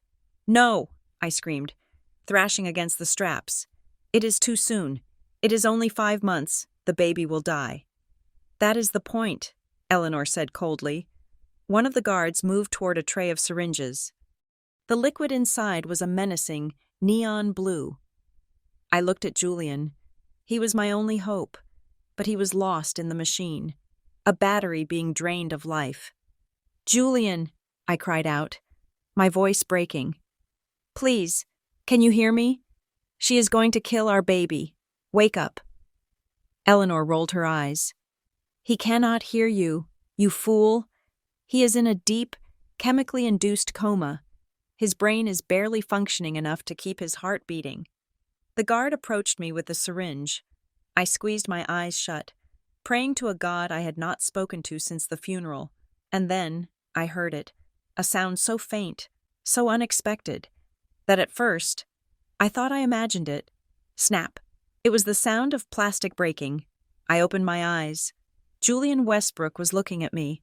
His eyes were not glazed. They were not wandering in REM sleep. They were open, clear, and burning with a terrifying, cold intelligence. He was not looking at the ceiling. He was looking directly at Eleanor's back. He was awake. He had been awake the whole time. "Eleanor," Julian said. His voice was a wreck hoarse, dry, sounding like gravel grinding together, but it carried a power that froze the entire room. Eleanor spun around, her face losing all color. "What? How? You always underestimated my tolerance," Julian rasped, with a sudden, explosive movement that defied his emaciated frame. Julian ripped his right arm free from the restraints. He did not pull away from the machine. He pulled at it. He grabbed the thick, pressurized tube that was feeding the glowing green sedative into his neck and yanked it hard. The tube snapped. A high-pressure spray of the chemical hissed into the air like a geyser.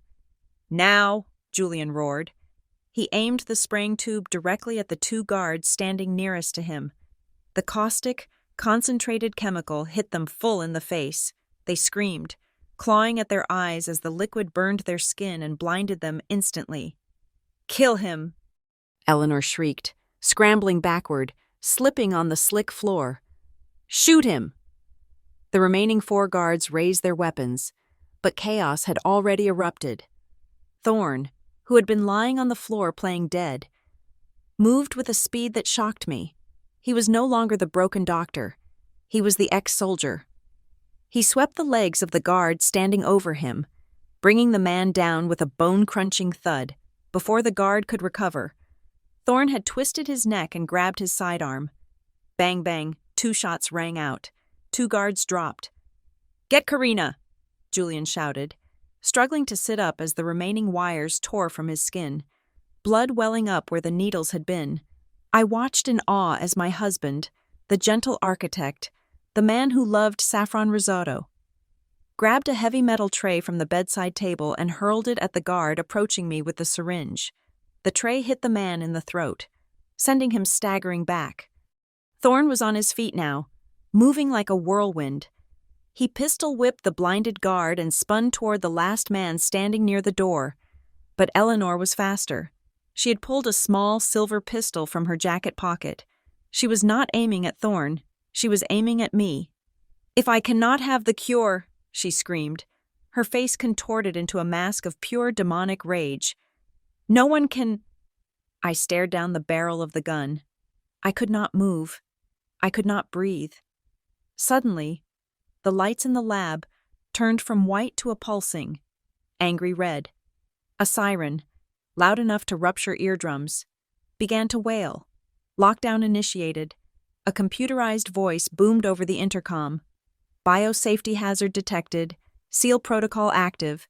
The heavy blast doors at the entrance began to slide shut with a pneumatic hiss. Zoe. The sudden change in lighting and the deafening noise disoriented Eleanor for a fraction of a second. She flinched. That split second was enough. Julian threw himself off the bed. He did not have the strength to stand, so he launched his body like a dead weight. Tackling Eleanor around the knees, the gun went off. The bullet whizzed past my ear. So close I felt the heat of it, and shattered the glass of the tank behind me where the woman in the blue liquid floated. Eleanor fell hard, hitting her head on the metal floor. The gun skittered away, sliding under one of the server banks. "Karina!" Thorne yelled. Rushing to me, he holstered the gun and pulled a knife from the belt of the unconscious guard, slashing through my leather straps in 3 quick movements. "I am okay," I gasped, falling out of the chair into his arms. "Get Julian." We looked over. Julian was on top of Eleanor, pinning her down with his forearm against her throat. He looked like a revenant, blood dripping from his IV sites, his hospital gown torn, his eyes wild.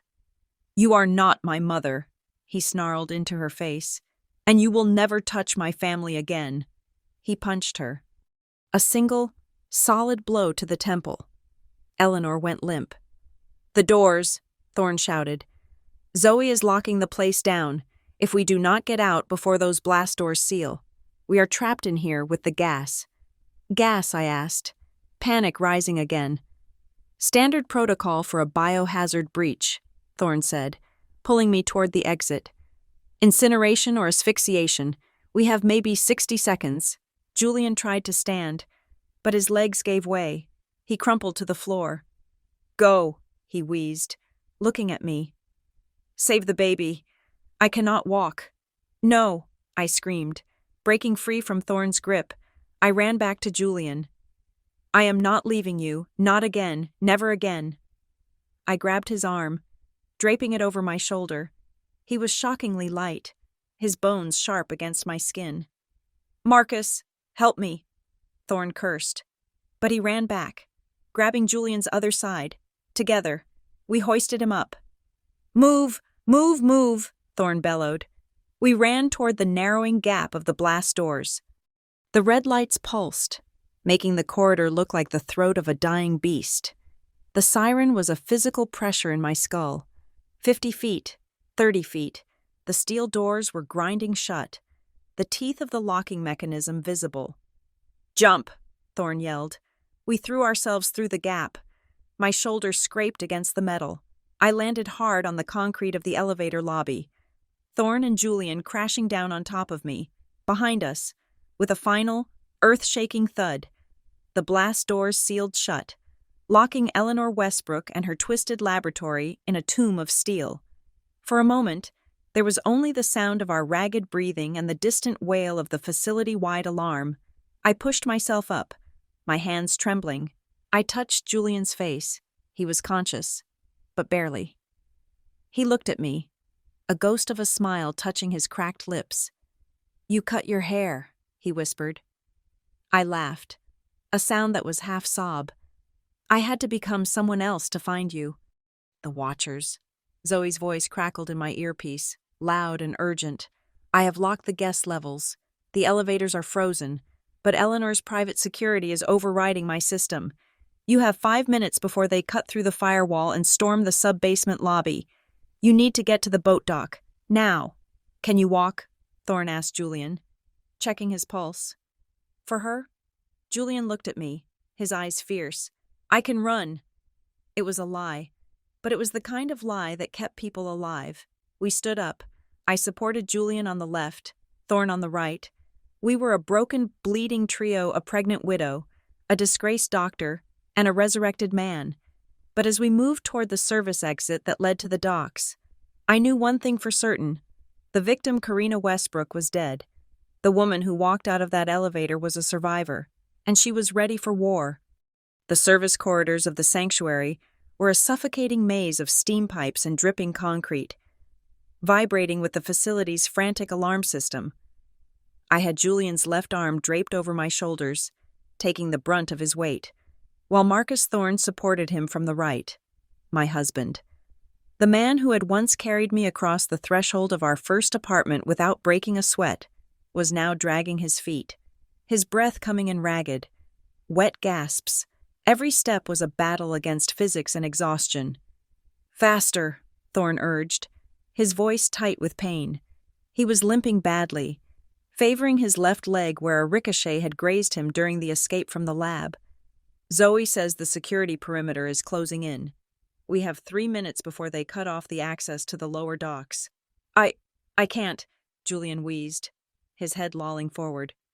"Leave me. Karina, please. You can make it without me."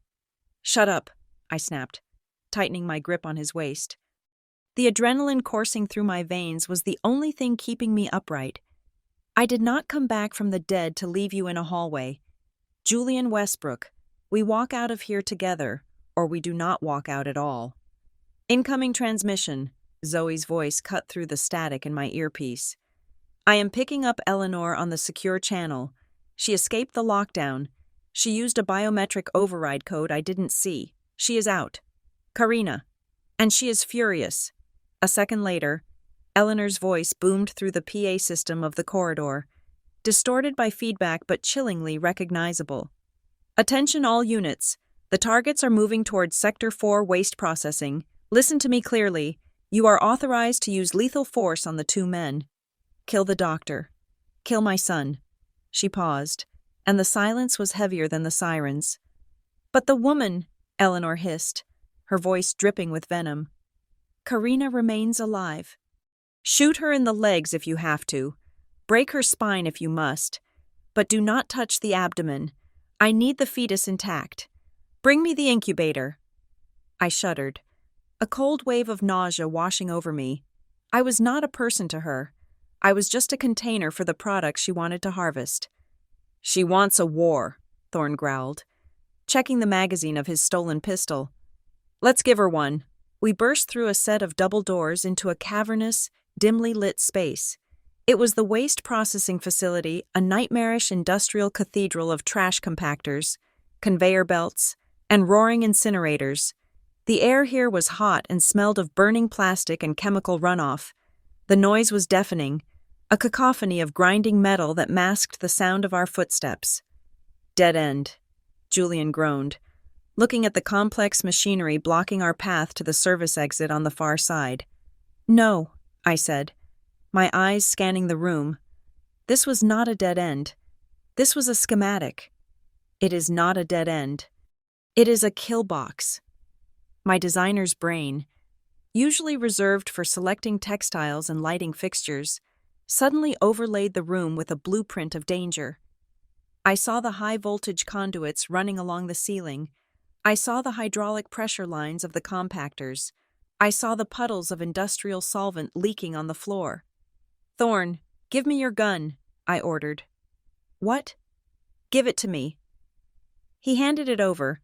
I pointed it not at the door where the mercenaries would come from, but at a massive water pipe running directly over the main metal gantry. "When they come through those doors," I shouted over the roar of the machines, "they have to cross that metal walkway. It is the only route." I fired. The bullet punctured the pipe. A jet of water sprayed out, instantly soaking the metal grating of the walkway. "Now the fuse box," I yelled, pointing to a gray panel on the wall near us. "Thorne, rip the cover off. Pull the main breaker for the conveyor motor, but leave the live wire exposed. Can you do it?" Thorne understood instantly. He smashed the panel with the butt of his own gun, ripping out a thick, sparking copper cable. "Get back!" he shouted. We retreated behind a massive trash compactor just as the double doors we had entered flew open. 4 men in tactical gear stormed in, their laser sights cutting through the steam. They saw the exit on the far side and sprinted onto the metal walkway to cut us off. "Contact front," the lead mercenary shouted. "I see the girl." They charged. Their boots hit the water-soaked metal grating. "Now, Thorn!" I screamed. Thorn threw the live copper cable onto the wet metal floor of the walkway. Crack! The sound was louder than a gunshot. A massive arc of blue electricity exploded across the gantry. The water acted as a perfect conductor. The 4 mercenaries convulsed violently as 50,000 volts of industrial current surged through their bodies. They did not even have time to scream. They dropped like stones, smoke rising from their gear, twitching in the unnatural blue light. "Move!" I yelled, grabbing Julian again. We scrambled past the electrified zone, navigating the narrow catwalks above the incinerator pits. "That was—" Julian gasped, staring at me with wide, awestruck eyes. "Since when do you know how to rig electrical traps?" "Since your mother tried to kill me," I said grimly. "Necessity is the mother of invention." We were halfway across the room when the door on the far side opened. More guards. These ones were not charging blindly.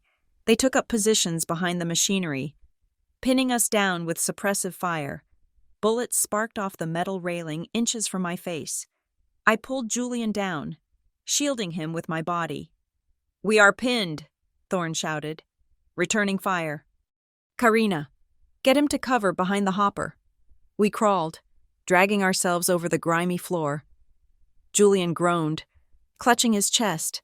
His heart was giving out, the adrenaline was fading, and the reality of his condition was setting in. "Karina," he whispered, grabbing my hand. His skin was burning up. "Stop, please. You have to go." "No," I said, tears mixing with the grime on my face. "Listen to me," he pleaded, his eyes searching mine. "I am dying, Karina. Even if we get out, my organs are shutting down. But you and the baby, you have a chance. Use me. Let me draw their fire." "I am not leaving you," I sobbed, cupping his face. "I love you. I crossed hell to find you. I am not letting go now." "I love you too," he said, a tear tracking through the dirt on his cheek. "That is why you have to live." "Hey." Thorn's voice broke our moment. He was crouching by a heavy control lever near the edge of the platform.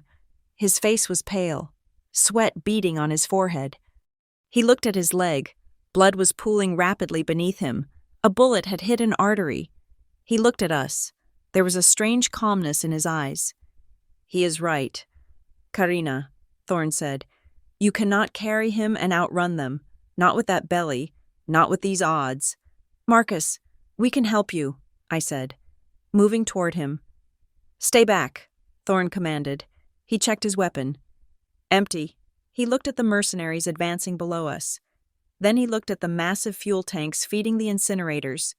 "There is a boat at the lower east dock," Thorn said. "Zoe unlocked it. It is a straight shot from the exit behind me. 50 yards. "Marcus, what are you doing?" I asked, my voice trembling. "I am balancing the ledger," he said. A small, sad smile touched his lips. "I spent 5 years hiding in the dark, feeling sorry for myself. Today, I get to do something that actually matters." He reached into his pocket and pulled out a flare. "Go," he shouted. "Run. No." Julian grabbed my arm. "Karina, we have to go. Now." He pulled me toward the exit. I looked back one last time. Marcus Thorn stood up, exposing himself to the enemy fire. Bullets struck his chest, his shoulder. He did not fall. With a roar of defiance, he ignited the flare and threw it directly into the ruptured fuel line of the main incinerator. "For the baby!" he screamed. I turned and ran. Boom! The explosion was not a sound. It was a physical force. It lifted us off our feet and threw us through the exit door. A massive fireball erupted behind us, consuming the waste processing room, the mercenaries, and the brave doctor who had given me a second chance. I hit the concrete of the outer loading dock hard, scraping the skin off my palms. My ears were ringing. Heat washed over my back. "Marcus," I choked out, tears blinding me. "He bought us time," Julian rasped, pulling me up. "Do not let him die for nothing. Run, Karina." We ran. We ran into the night. The storm that had been threatening all evening had finally unleashed its full fury. The sky was a churning cauldron of black clouds and purple lightning. Rain lashed down in sheets, stinging like pellets. The wind howled off Lake Michigan, tearing at our clothes. We sprinted down the long concrete pier toward the water. The dock lights swung violently in the wind, casting chaotic shadows. There, Julian pointed, at the end of the pier, bobbing violently in the rough water, was a sleek, black speedboat. The engine was idling, a low rumble beneath the thunder. We were 50 feet away, 40, 30. I could taste the spray of the lake. I could taste freedom. And then, a spotlight blinded us. A figure stepped out from behind a stack of shipping crates. Blocking the narrow path to the boat, it was Eleanor. She looked like a demon risen from the storm. Her expensive suit was torn and stained with grease. Her hair was wild, plastered to her skull by the rain. A dark bruise was blooming on her temple where Julian had punched her. In her hand was a large, chrome revolver. She held it with a steady, practiced grip, aimed directly at my stomach. "Going somewhere," she screamed over the wind. We skidded to a halt.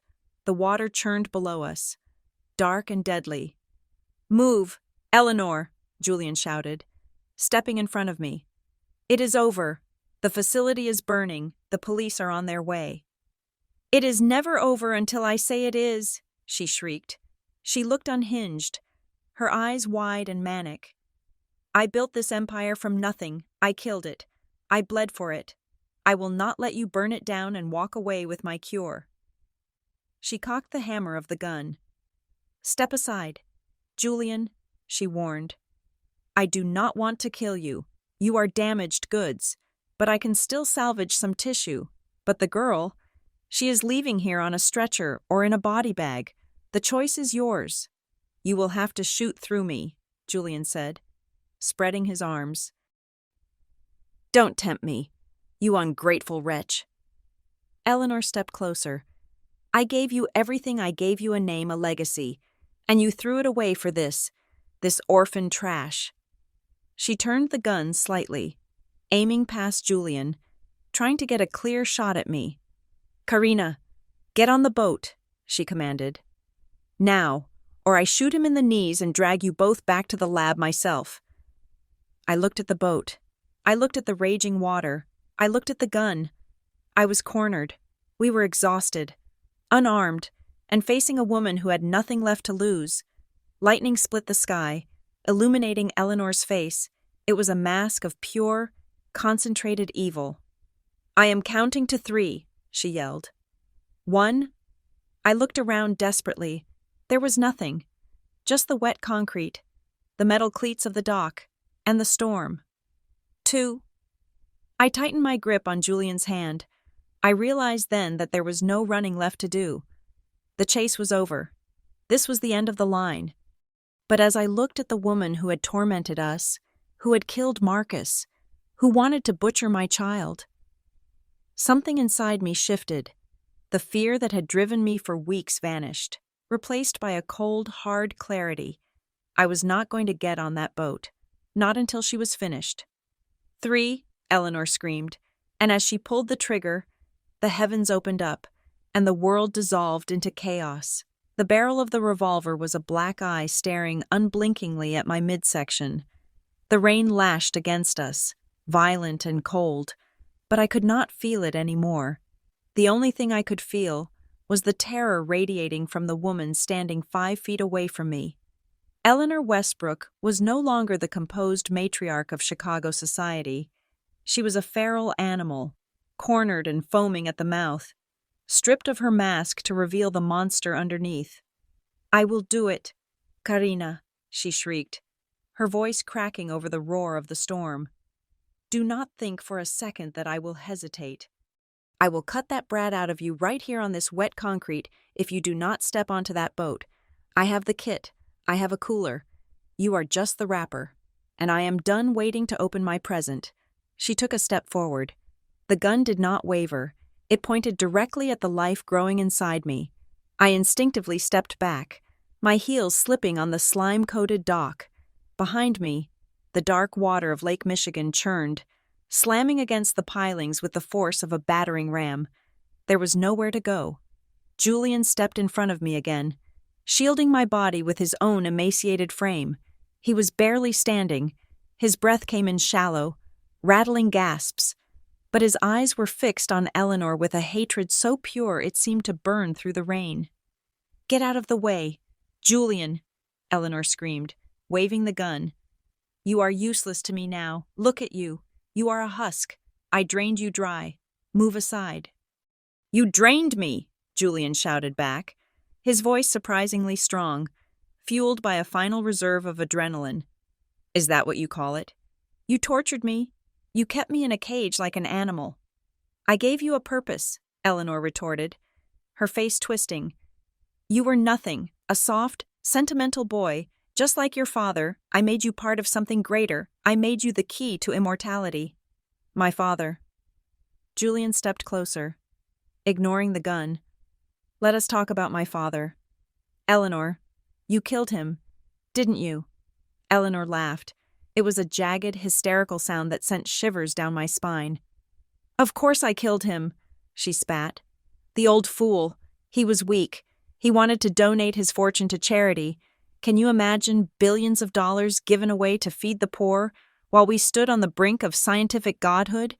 He was an obstacle, just like his first wife." I gasped. The wind snatched the sound from my lips, but Eleanor heard it. She looked at me, her eyes gleaming with a sadistic pride. "Oh, did poor Julian tell you about his mommy?" Eleanor mocked. "Yes, I killed her too. She was pathetic. She had no vision. She was in the way of the destiny I deserved, so I removed her. Just a few drops of digitalis in her tea every morning. It looked like heart failure. It was perfect." "And my father?" Julian asked, his voice shaking with rage. "Did you poison him too?" "Arsenic," Eleanor confessed, shouting to be heard over a crack of thunder. "Classic. Untraceable if you do it slowly enough. I watched him wither away for 3 years. Julian." I sat by his bedside, holding his hand, wiping his brow, while I fed him the very thing that was eating his organs from the inside out, and he thanked me, with his dying breath. He thanked me for being such a devoted wife. She threw her head back, screaming into the storm. "I did it all, and I would do it again because I am a visionary. I am the god of this new world, and I will not let a couple of ungrateful children take it away from me." The lightning flashed, illuminating her face. She looked triumphant. She looked invincible. She did not know that she had just signed her own death warrant. My hand was in the pocket of my ruined dress. My fingers were wrapped tightly around a heavy plastic grip. It was not a gun. It was a Taser X-26. A police-grade stun gun I had scavenged from the belt of one of the mercenaries we had electrocuted in the waste processing plant. I had hidden it, praying I would not have to use it, praying we would just get away. But I also knew something Eleanor did not. The brooch on my chest, the diamond-encrusted pin that was part of my Baroness disguise, was still blinking with a faint red light. The water had damaged my earpiece, but the transmitter was military-grade. It was still active. "Zoe," I whispered, barely moving my lips. "Did you get that?" There was no response in my ear, but a second later, the answer came from the sky. A high-pitched feedback squeal tore through the air, erupting from the massive emergency loudspeakers mounted on the guard towers surrounding the dock. Then, Eleanor's voice boomed out, magnified 1,000 times, echoing across the water and the island. I watched him wither away for 3 years. Julian. I sat by his bedside, while I fed him the very thing that was eating his organs. And he thanked me. The confession repeated, looping on the system. I did it all. I am the god of this new world. Eleanor froze. Her eyes went wide. She looked up at the speakers, then back at us. The color drained from her face, leaving it gray and terrified. What? She stammered. What have you done? I gave you an audience, I shouted, and then the lights appeared. Blue and red strobe lights cut through the darkness of the lake. Not one boat, 10 of them. Fast attack police interceptors and Coast Guard vessels were swarming out of the storm, their sirens wailing in harmony with the damning loop of Eleanor's voice. Overhead, the rhythmic thumping of a helicopter rotor beat down the air. A spotlight sweeping the dock until it pinned Eleanor in a circle of blinding white light. Federal agents, a voice amplified by a megaphone roared from the lead boat. Drop the weapon, you are surrounded. Eleanor looked at the boats. She looked at the helicopter. She looked at the ruin of her empire crumbling around her. She snapped. A guttural scream of pure animalistic rage tore from her throat. She did not drop the gun. She raised it. No, she shrieked. He is mine. The cure is mine. She aimed directly at Julian's chest. Time seemed to slow down. I saw her finger tightening on the trigger. I saw Julian bracing himself. Too weak to move, too close to miss. I did not think so. I did not weigh the options. I moved on pure instinct. I lunged forward, closing the distance between us. I pulled the taser from my pocket, thrusting my arm out. No, I screamed. I squeezed the trigger. 2 barbed probes shot out, trailing thin copper wires. They hit Eleanor square in the chest, burying themselves in her wetsuit jacket. Crack, crack, crack, crack. The sound of 50,000 volts discharging was distinct and terrible. Eleanor's body went rigid. Her eyes rolled back in her head. Her muscles seized in a violent spasm. The revolver flew from her hand, skittering across the wet concrete and vanishing over the edge of the dock into the dark water below. She collapsed, hitting the ground hard, twitching uncontrollably. I dropped the taser, my hands shaking. I fell to my knees, gasping for air. Julian, are you okay? Julian stumbled toward me, falling to his knees beside me. He hugged me, burying his face in my neck. You did it. Oh my God. Karina, you did it. But we had underestimated the madness of Eleanor Westbrook. The electrical charge ended. Eleanor lay still for a second. Then, with a groan that sounded like a demon rising from the pit, she rolled over. She was disoriented, her hair standing on end, smoke rising from her jacket where the probes had hit. But her eyes were fixed on me. You! She hissed. She scrambled to her feet. She was unsteady, swaying like a drunkard, but she was fueled by a hatred that transcended physical pain. She did not look for the gun. She looked at me.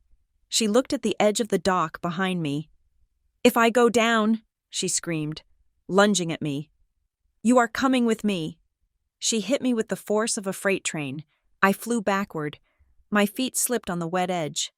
I felt the nothingness behind me. Karina, Julian screamed. He threw himself forward. He did not grab me. He grabbed her. With a strength he should not have possessed, a strength born of a lifetime of pain and a singular, overpowering need to protect the only person who had ever loved him. Julian slammed his shoulder into Eleanor's midsection. Get away from her, he roared.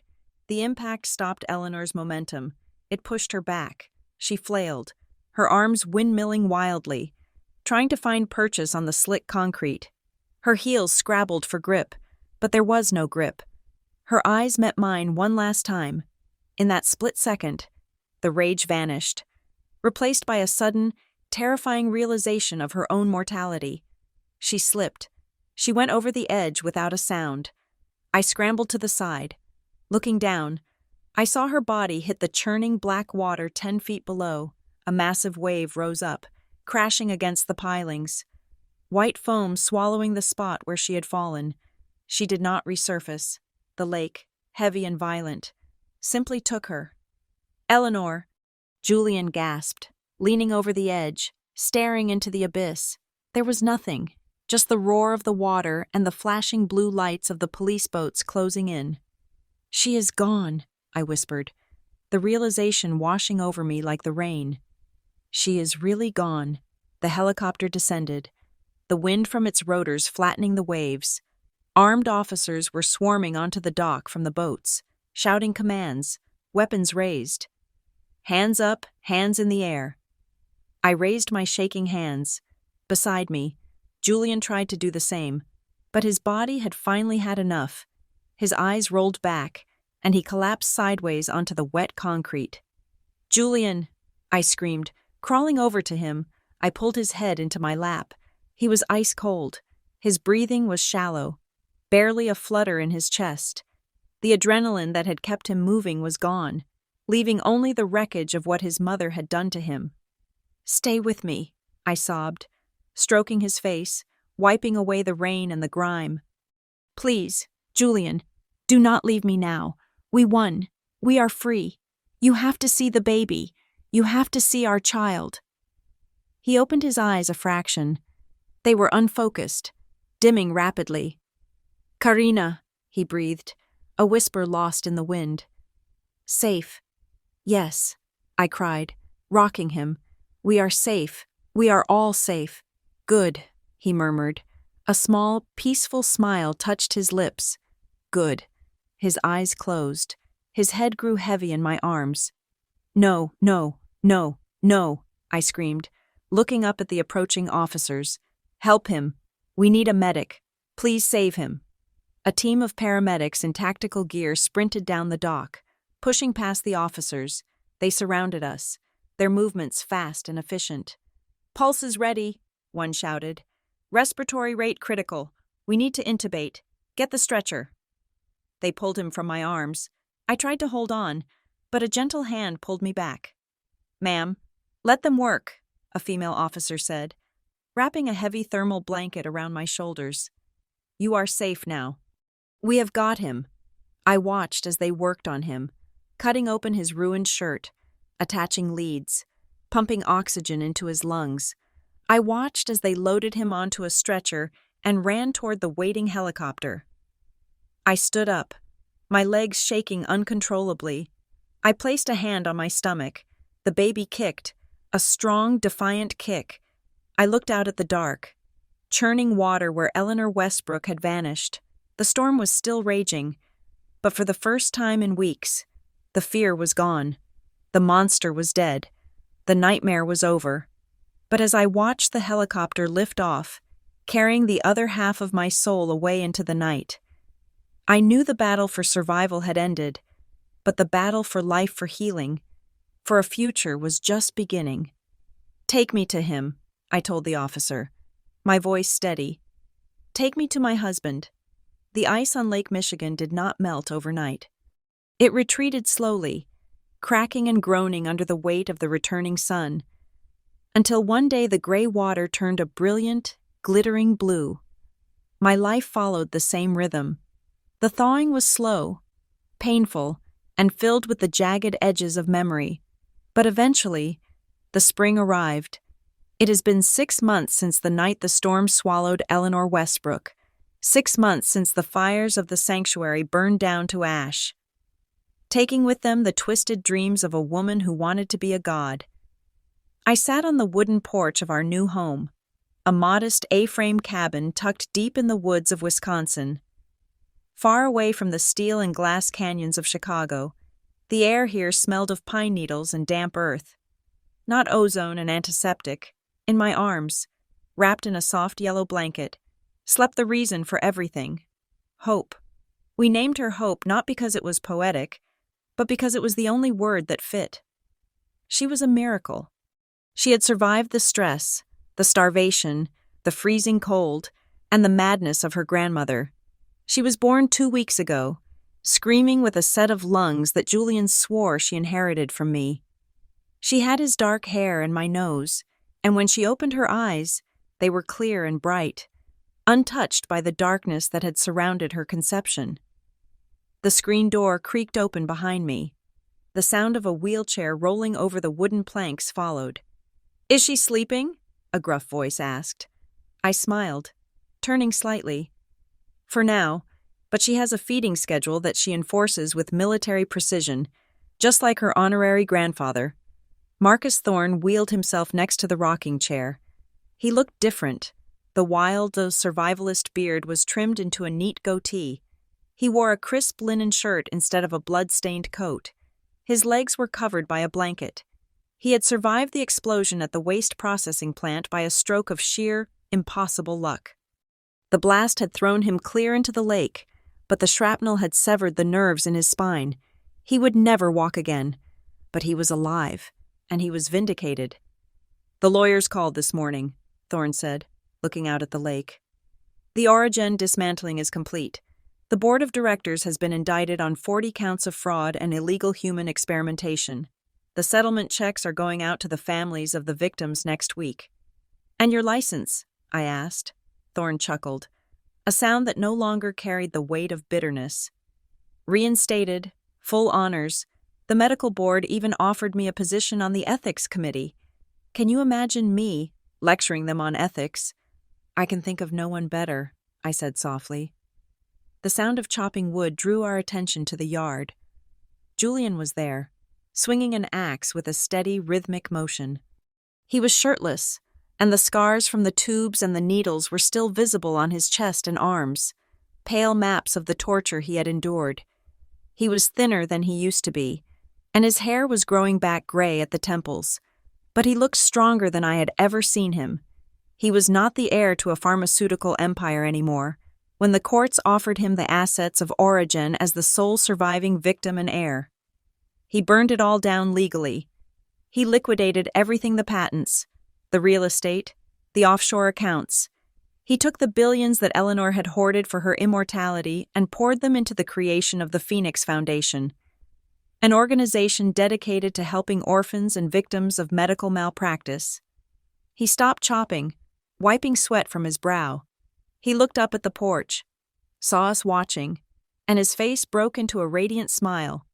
He dropped the axe and walked toward us, limping slightly on his left leg, a permanent reminder of the long run to freedom. "Is the party starting?" Julian asked, jogging up the steps. "Zoe is late," I said, checking my watch. "She said she was bringing a surprise."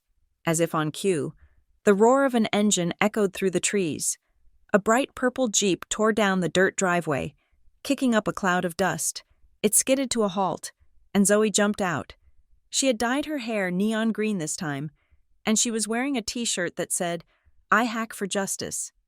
"I brought the cake," she shouted, holding up a box that looked like it had survived a war zone.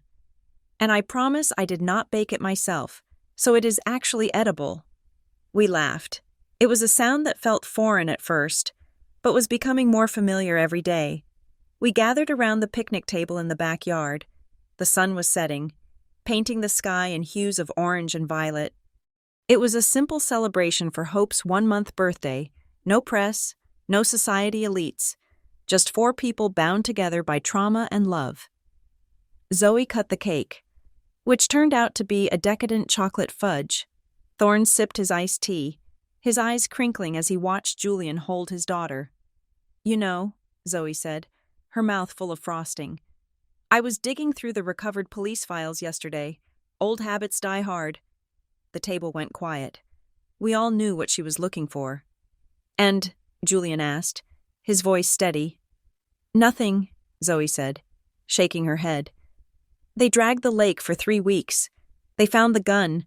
They found pieces of her suit, but they never found the body." A chill breeze rustled the leaves of the oak tree above us.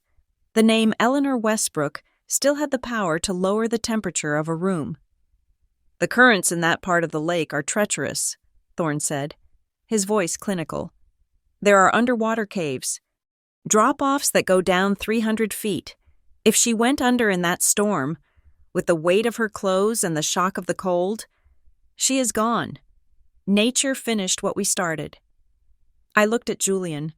I saw a shadow pass over his eyes, but it did not linger. He looked down at Hope, who was grasping his finger with her tiny hand. "It does not matter," Julian said.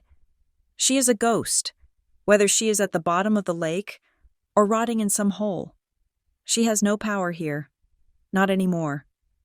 He reached out and took my hand. His palm was calloused from the axe, rough and warm. "We are free," he whispered. I squeezed his hand. "We are free."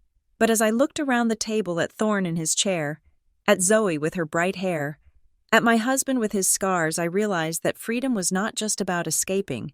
It was about rebuilding. We were all damaged.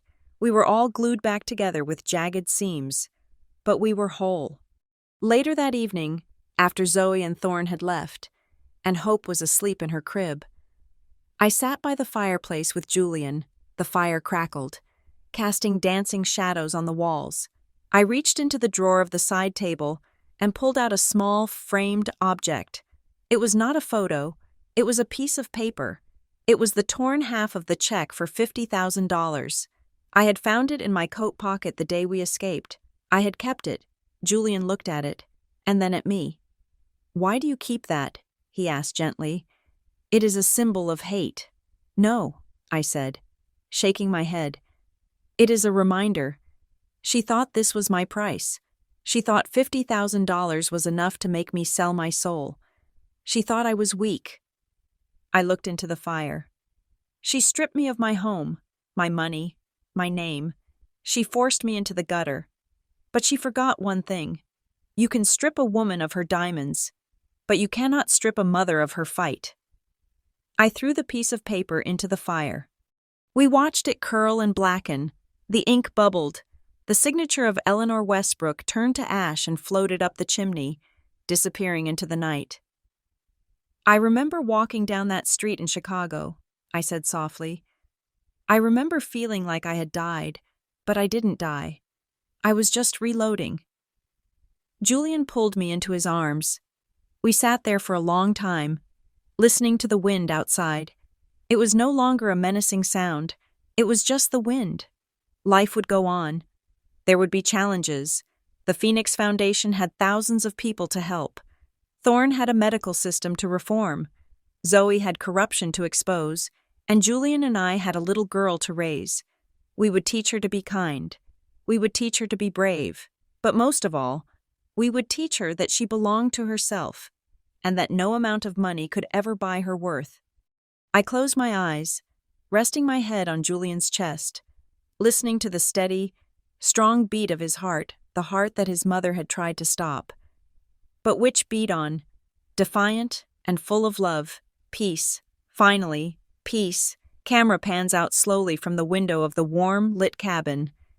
Moving through the dark woods, over the trees, and out across the vast, moonlit expanse of the lake. The water is calm tonight, a sheet of black glass reflecting the stars.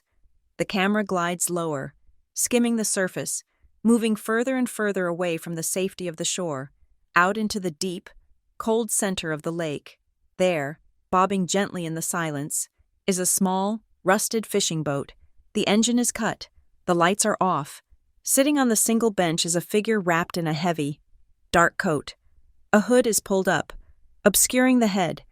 The figure holds a pair of heavy military-grade binoculars, trained steadily on the distant, glowing window of the cabin where Karina and Julian are embracing. The figure lowers the binoculars slowly. The moonlight catches the face. The right side is untouched, the face of a once beautiful, older woman. But the left side is a ruin. The skin is melted, a twisted map of scar tissue and fused flesh where the high-voltage shock and the jagged rocks of the cliff took their toll. One eye is gone, the lid fused shut, the mouth is pulled into a permanent, ghastly rictus. Eleanor Westbrook is breathing. Her breath comes in wheezing. Wet rattles. She does not scream. She does not rage. She simply watches. Her good hand reaches down and rests on a metal case at her feet. She taps her fingers against the lid. Tap, tap, tap. She raises the binoculars again.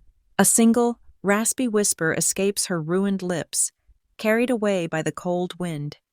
Grandma is watching. A mother's love is the strongest weapon in the world. and I will always be ready to reload. Thank you so much for listening to this story. It has been a journey of pain, survival, and ultimate redemption. I would love to know where you are tuning in from today. Are you listening from a quiet room, on your commute, or maybe while working late? Please leave a comment below and share your thoughts on Eleanor's fate. Do you think she will return? Or is she a ghost of the past? If you enjoyed this story, please subscribe to Crimson Drama Stories, like this video, and hit the hype button to help this story reach more people. Your support means the world to us and helps us bring more gripping tales to life. Until next time, stay safe and keep fighting.